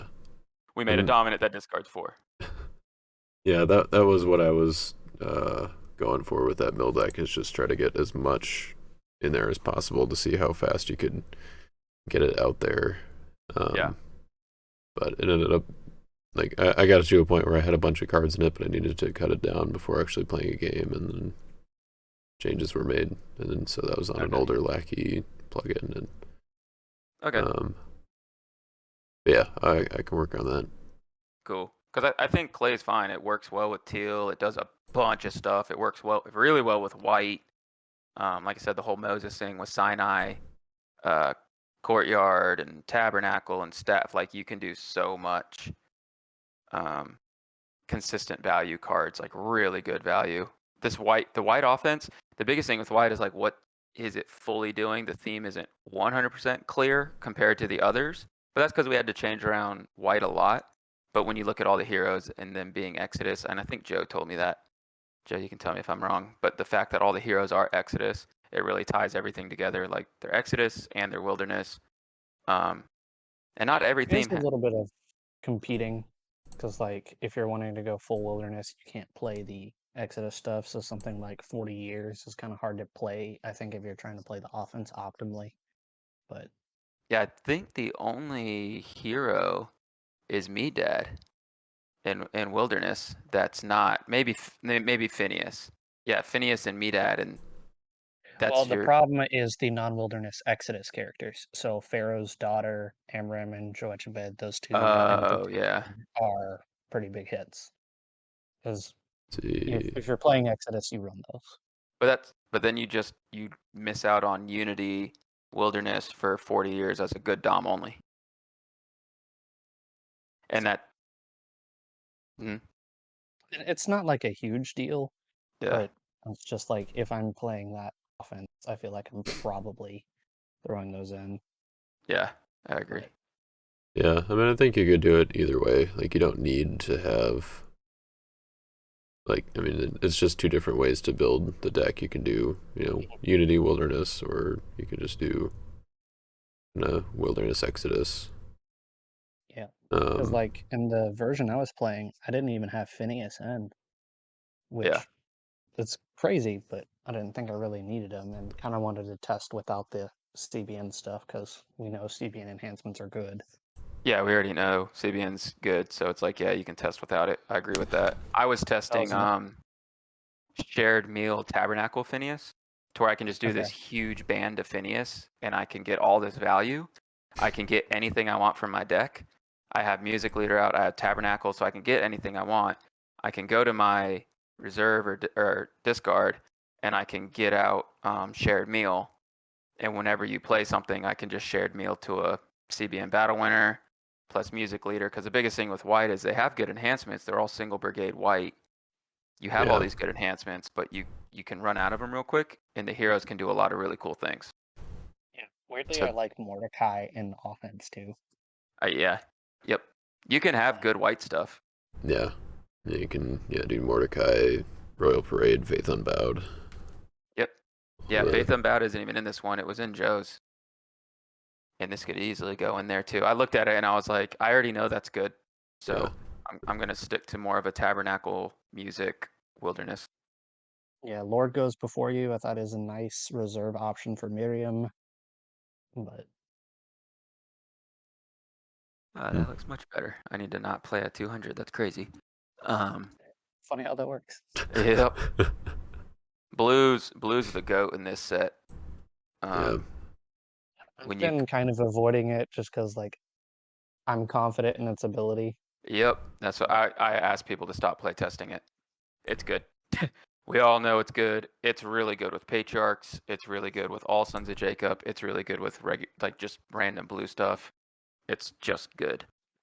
Yeah. I mean, do we want to, or like, are we think it's at a best, I good think stopping point, or like should it be toned down a bit? Do you think? Like, are we trying to bring other stuff to that level, or bring those down? I don't think we bring Sons of Jacob down. And I say that because maybe in a selfish way, that blue, like how, when has blue been competitive? It's really just flood. I haven't seen blue be competitive in a while, Yeah. and I'm completely fine with Sons of Jacob because they are very strong. They're fast. They're consistent, but they're consistent because of older cards. So if we tone down stuff, it's because of older cards, and one day we might not have those cards. So I wouldn't tone them down. And yeah, Yeah. maybe we compare other offenses. Like white is just as fast as consistent. It doesn't draw as much. It just looks and takes what it needs. Yeah. So I'm I think fine with where. Go ahead. I was just gonna say I think blue is competitive kind of with Rossetti.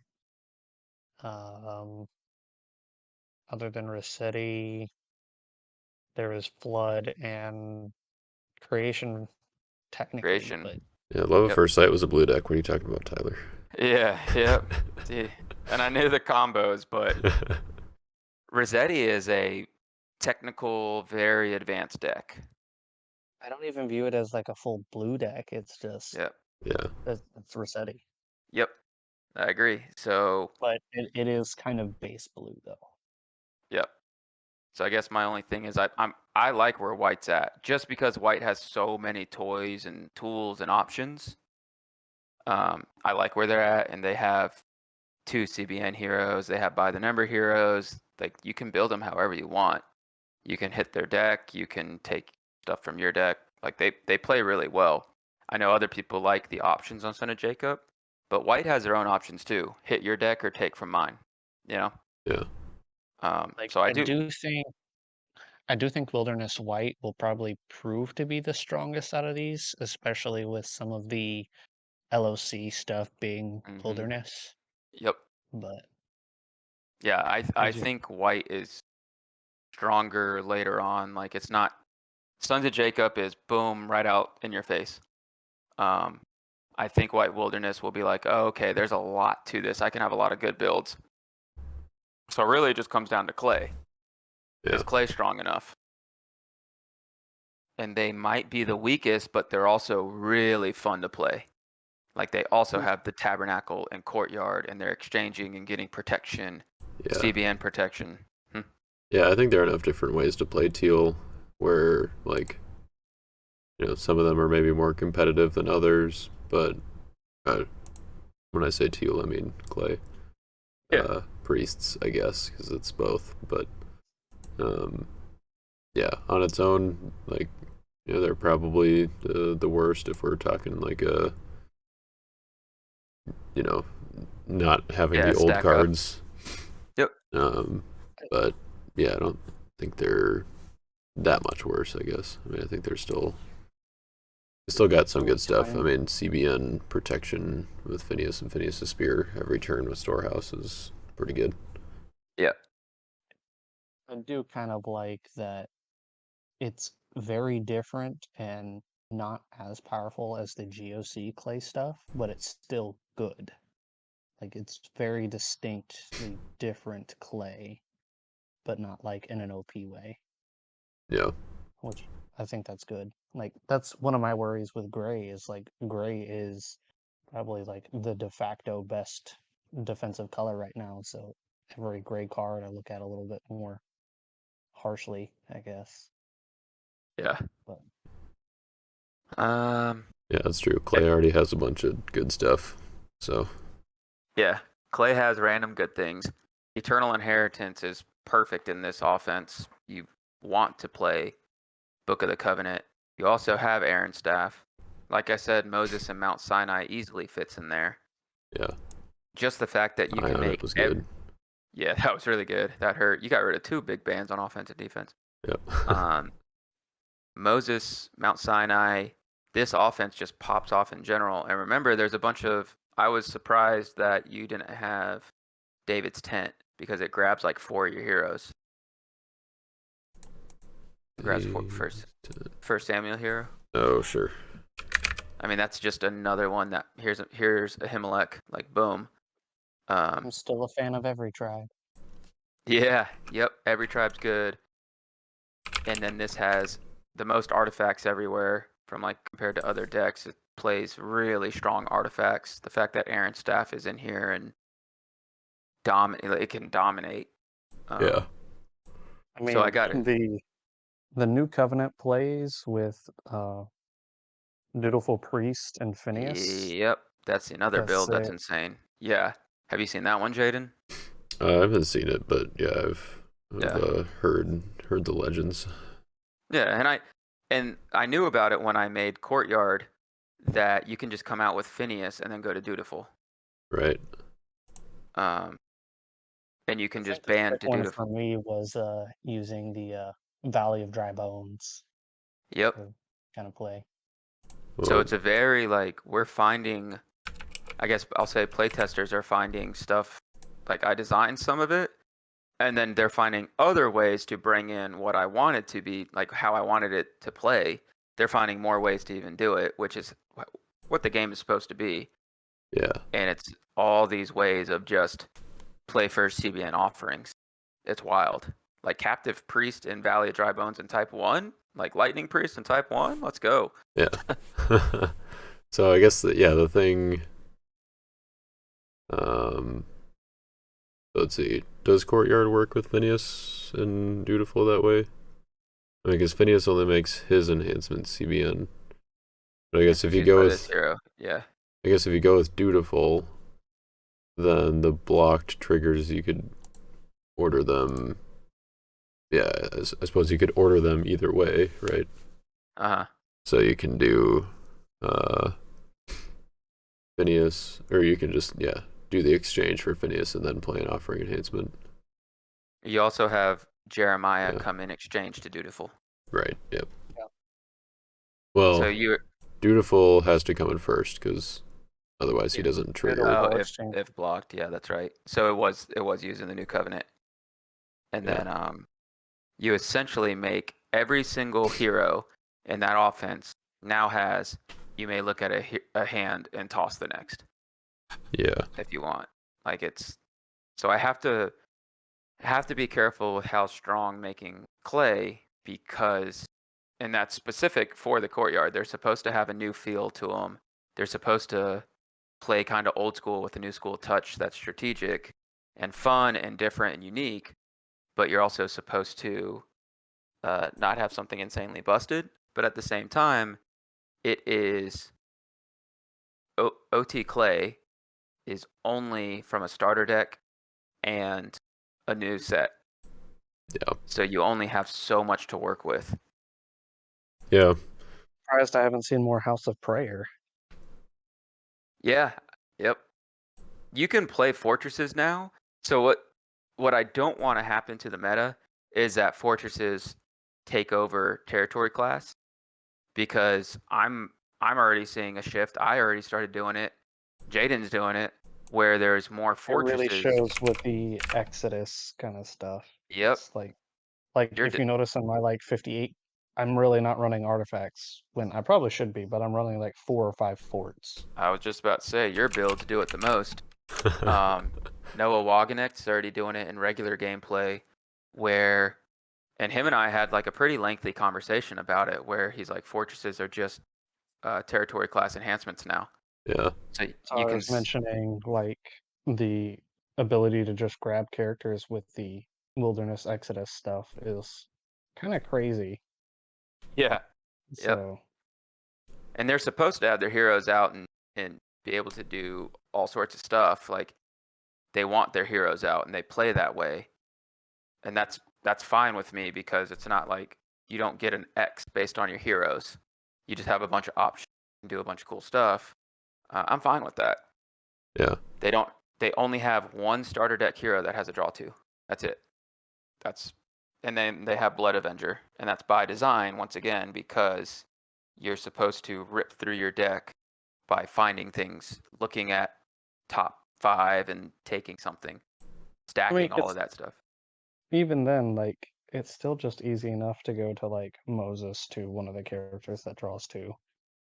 Yeah. And then you're getting a +3 off that. Like that's very easy. Well, you're going Zipporah. So I mean, my favorite band, like Miriam, boom, they're all protected from your deck and Exodus heroes, as we saw, evil discard abilities, and she bans to an OT female, so you ban to Zipporah, and now the opponent has to discard a evil card from their reserve or the top card of their deck. And then you go to Moses, and that's CBI, and then you snag something, and then you go to a draw 2, or you go to a her.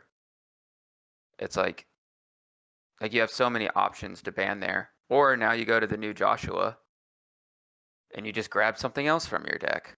Like, Chosen Warriors is good. yeah, Chosen Warriors is good. Discard 2 or I take. And usually they're just like, no, you can take.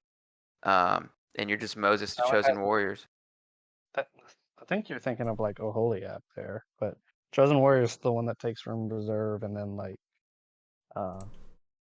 it has the ability to extend the battle. Yep. Bezalel is another great option there. Yeah, I'm thinking of Holiab. And then I'm not a huge fan of the deck discardy ones, but that's me.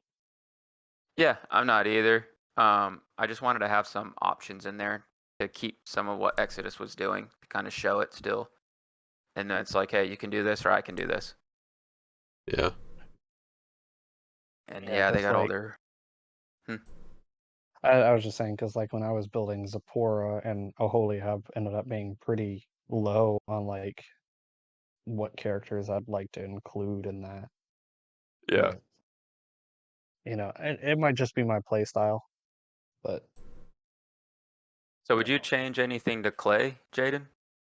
Like if we're comparing everything to blue, I'm hesitant on ramping up clay because of what I've already seen it do and what I know it can do. And I know how good clay white is too. That's another beast. So would you up clay? I mean, I don't think that there's too much that clay needs.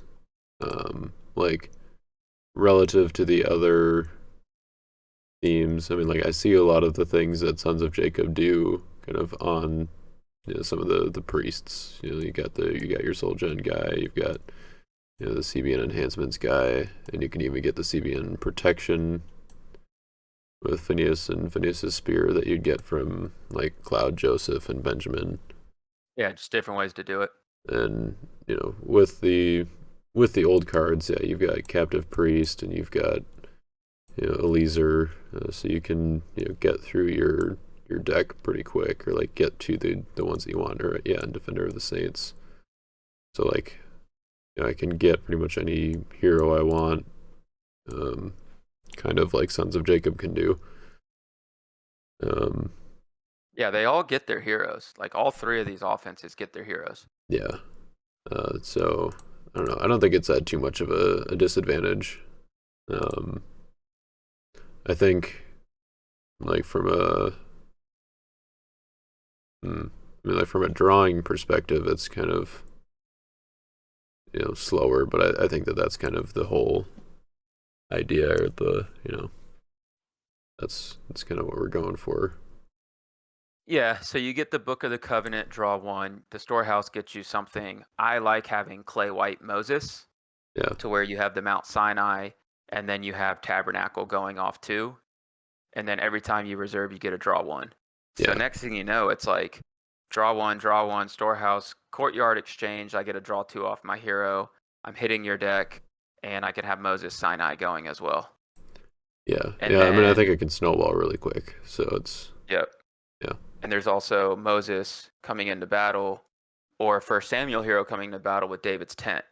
And you get the exchange. You get the draw 1 and exchange. So you can get a D3 and a +5 card advantage every single turn at no cost to you. So that's why it's like. Question for y'all. Yeah, go ahead. What do y'all think of Aaron Peacemaker? Aaron Peacemaker. I like the taking of an artifact now. His underdeck is supposed to play with like the Jeremiah exchange. It was originally intended to like, Aaron's in there and I have Hophni, so it's like the priest work together even though they're evil. And then you go in with Aaron, they have to underdeck a card, and then you just go in with another hero, so they're automatically down an evil and you're coming in with something else. And then he's cool because you can end the band with him and all these White Wilderness. But I mean, he can the hand can change, the hand hitting.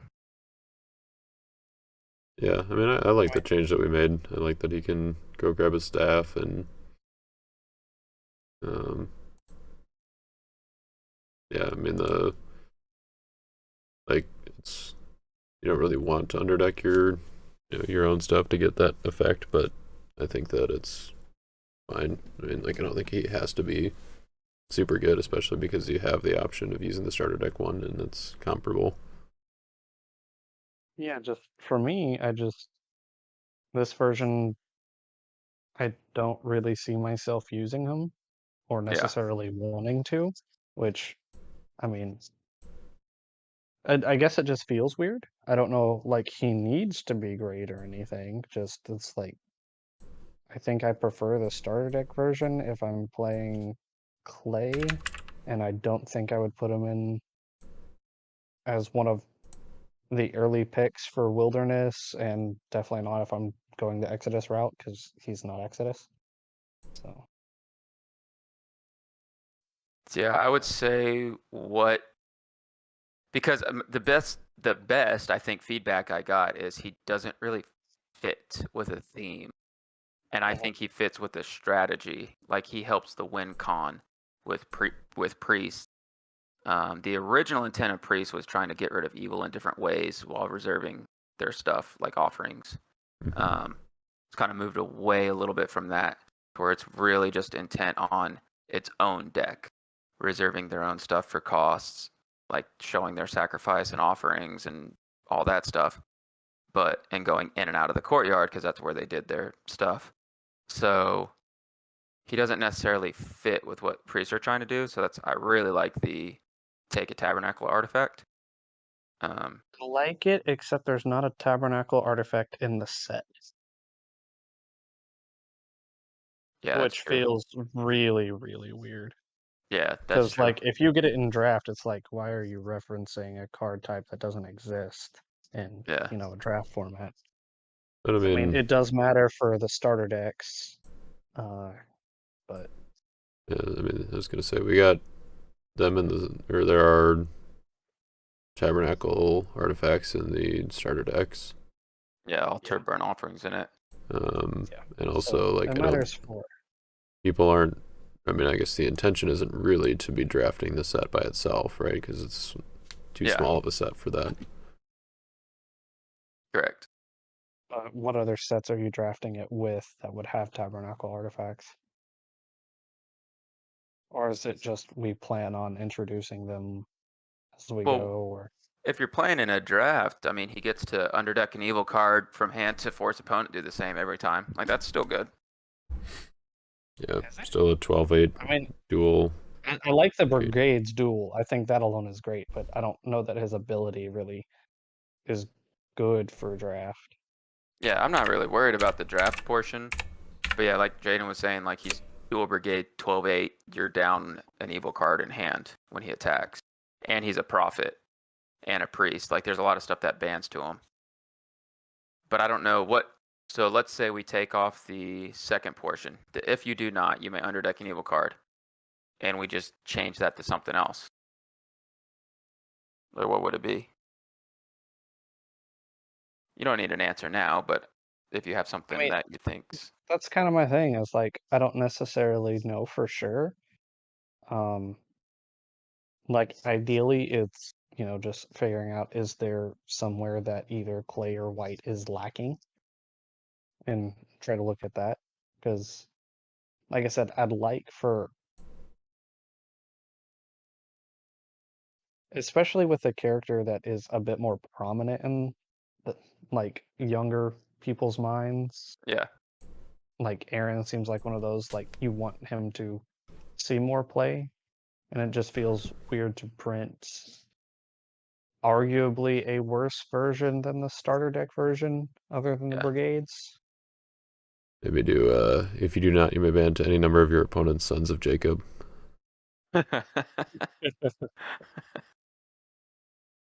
Yeah, he can change You because know, I've gotten this feedback. I just yet to hear uh, anything for him to change to. so what if he could play an OT Fortress? And then that way you could just play the courtyard, and if they block, then you could swap him out for something if you don't want to, or you can just play, really just about anything.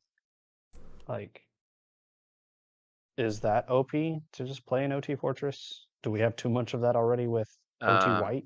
He originally played an OT Fortress and it got Could do just like rejected. if the courtyard is in play, opponent must underdeck an evil card from hand or something. Yeah.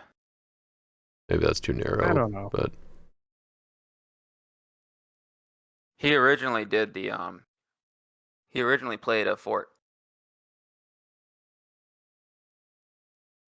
yeah, OT White already has quite a few ways to get forts anyway.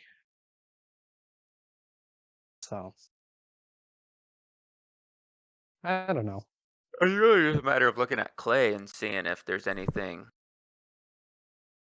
Yeah, that they lack, and he can kind of be it, I just remember it's like we had the conversation about Aaron. We tried to boost him up a bit, and I just still don't see him being utilized a whole lot. Like, I'll see him in a few decks, but I don't see him actually going in. You know what I mean? Yeah. yeah. He's just kind of there. I could see him doing something similar to Aaron's staff, where he has an ability that like benefits from having more priests in play, or like maybe more tabernacle priests specifically, especially since he was kind of the first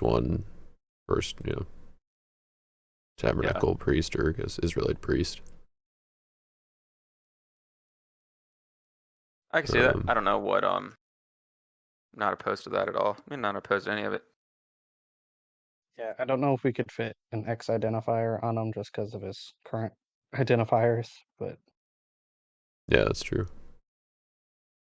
I kind of like where you're going with that, though. He doesn't need the identifier. He can say if 2 or more, or if 3 or more priests are in play. Yeah. And it would probably need to be Tabernacle Priest. That way you're not getting benefit from, like, the evil High Priest and evil You can Priest. just say clay priests. I mean, Yeah, that works. I mean, depending on what it is, you could still get a benefit from evil priests. I mean, yeah, evil priests were also descendants of Aaron. They were still, they were still there. That's fair. At least, the Israelite ones mostly. Yeah, Levites. Yeah. Yeah, well, if you guys think of anything, let me know. My brain's not as sharp right now. Sleepy. Yep. I mean, I like that idea. If you may take a tabernacle artifact from deck as one thing, he doesn't need to only do one thing. I don't like that. I don't like the if you do not. That wasn't mine proposal. I mean, it's Aaron. Like, he should be a boss. Yeah. So you may take I really like the tabernacle artifact from deck. That really helps get the offense going. Yep. So it can be, you may take a tabernacle artifact from deck if 3 or more priests are in play, or if you control. Since he's Peacemaker, just have him play peace on himself from deck. Yeah, he makes peace. Makes sense. Yeah, so I'm fine with the if 2 or more, if 3 or more. I would say 3 or more because he's 1. If 3 or more priests are in play, and then he can do something. And it doesn't have to do anything with their hand. Does white need another hero that hits their hand? That would make Maybe. Martha and what is it, Simeon and Aaron. Yeah. Maybe all of a sudden you have a white hand hitting offense where you just band in 3 white heroes. An opponent has to get rid of 3 cards from their hand. Yeah. I mean, if it's tied to something worth like the number of priests that you have, then I don't think that's too much of an issue for Aaron. Like, he's not really, doesn't make him very splashable. Yep. Have him like protect some lost souls or something. It could be nice. I was actually looking to see if there was something I could do to like get around Israel's rebellion. Yeah, I think I've been trying to find ways to protect souls, and I just haven't really found any. Like, I mean, I know there's like Holiab for white, but I don't really want to play him. yeah.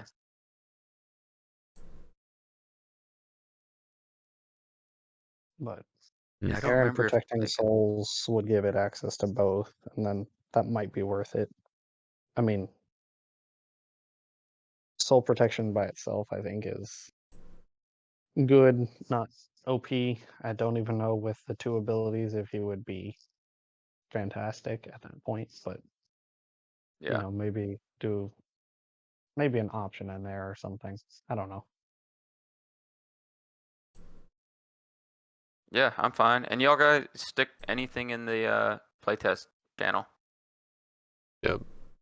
Yeah, I'll think about it too and see if I come up with anything else. Oopsies. Disc server. Yeah, shove anything in the playtest channel and anything for Aaron. Because, I mean, honestly, we're a matter of... I mean, we might have a month until we start doing a full-on quality check and then send him the print. Yeah. So... yeah, I'll think about that, and I'll build a Egyptian mill deck. Cool. And yeah, I'll try to get some games in this week. Nice. Sounds good. Thanks for all you're doing. Yeah, for sure. Thanks for I'll try to stopping be in, available Joe. this weekend, so glad You're I get to good. hop in with y'all. I was gonna say just the insight tonight helped a lot. So Yep. And, I'm up, brush my teeth and head to bed. hopefully, whenever we post the recording, or you guys will have to tell me when I have permission to do it. But hopefully, people enjoyed getting or some insight into the creation process. I think this would be this. I was thinking that earlier. Like, I think this video is going to be awesome, especially when you Be a had to great take way a to phone call. spoil. Yeah, So it'd when be a I great way wasn't to here. spoil Enchanter too. Like we basically created Enchanter on the spot too. Yes, like literally, that's the best title of a movie or of your video. It's like you get, or a description or whatever. How Like it's you, made, redemption cards. yeah, like you took a phone call, you came back, and we made Enchanter. Like Yeah. that is awesome. And then we got the kind of the go ahead kind of thing. Like, yeah, Gabe's for it. Joe and I are for it. I'm sure the rest of the team's going to be for it. Daughters of Moab sucked. Bring in the Enchanter. Give it a cool name. Boom. Awesome ability. And then everyone gets to hear us. Literally, the three of us talk about the new card, everything from it, and making it. Like, that's going to be awesome to hear. And it's like, holy crap, that took 3 minutes. So, Yep. yeah, I think that's going to have great content. I'm going to do one as well. I don't know when. I would like for you to have someone else on your channel and me to have maybe 1 or 2 people. I think just one game I'll do Mm-hmm. with it, like whatever you aren't playing on your channel, I'll do a different one. Like maybe if you get the mill deck to like tweaked, Yeah. that might be really cool to see. And then maybe I just have Chris come on and we play. We don't even need to play a game. Chris and I can literally just talk about cards and all that stuff. Yeah. I think that'd be fine. Sweet. So I was kind of thinking that's what I would do. I'll write some articles for Land of Redemption. What else did I have in mind? I listed some stuff in Elder Discord of some ways I was gonna spoil. So if you think of any other cool ideas how to spoil, let me know. Yeah, for sure. This goes for you too, Joe. I'll think on it. You know, if I come up with something crazy, I'll throw it y'all's way. Yep. Joe likes riddles and scavenger hunts, so Yeah. found out last year. Yeah. Yep. So I'm fine Where with in the anything. world is Carmen San Diego Part 2? Exactly. Yeah, I like it. That's But good. alrighty. Thanks for the game, and we'll get another game in. I'll be able to play next week. Sounds good. All right, we'll catch you Alrighty. guys later. Yep. Y'all take it easy.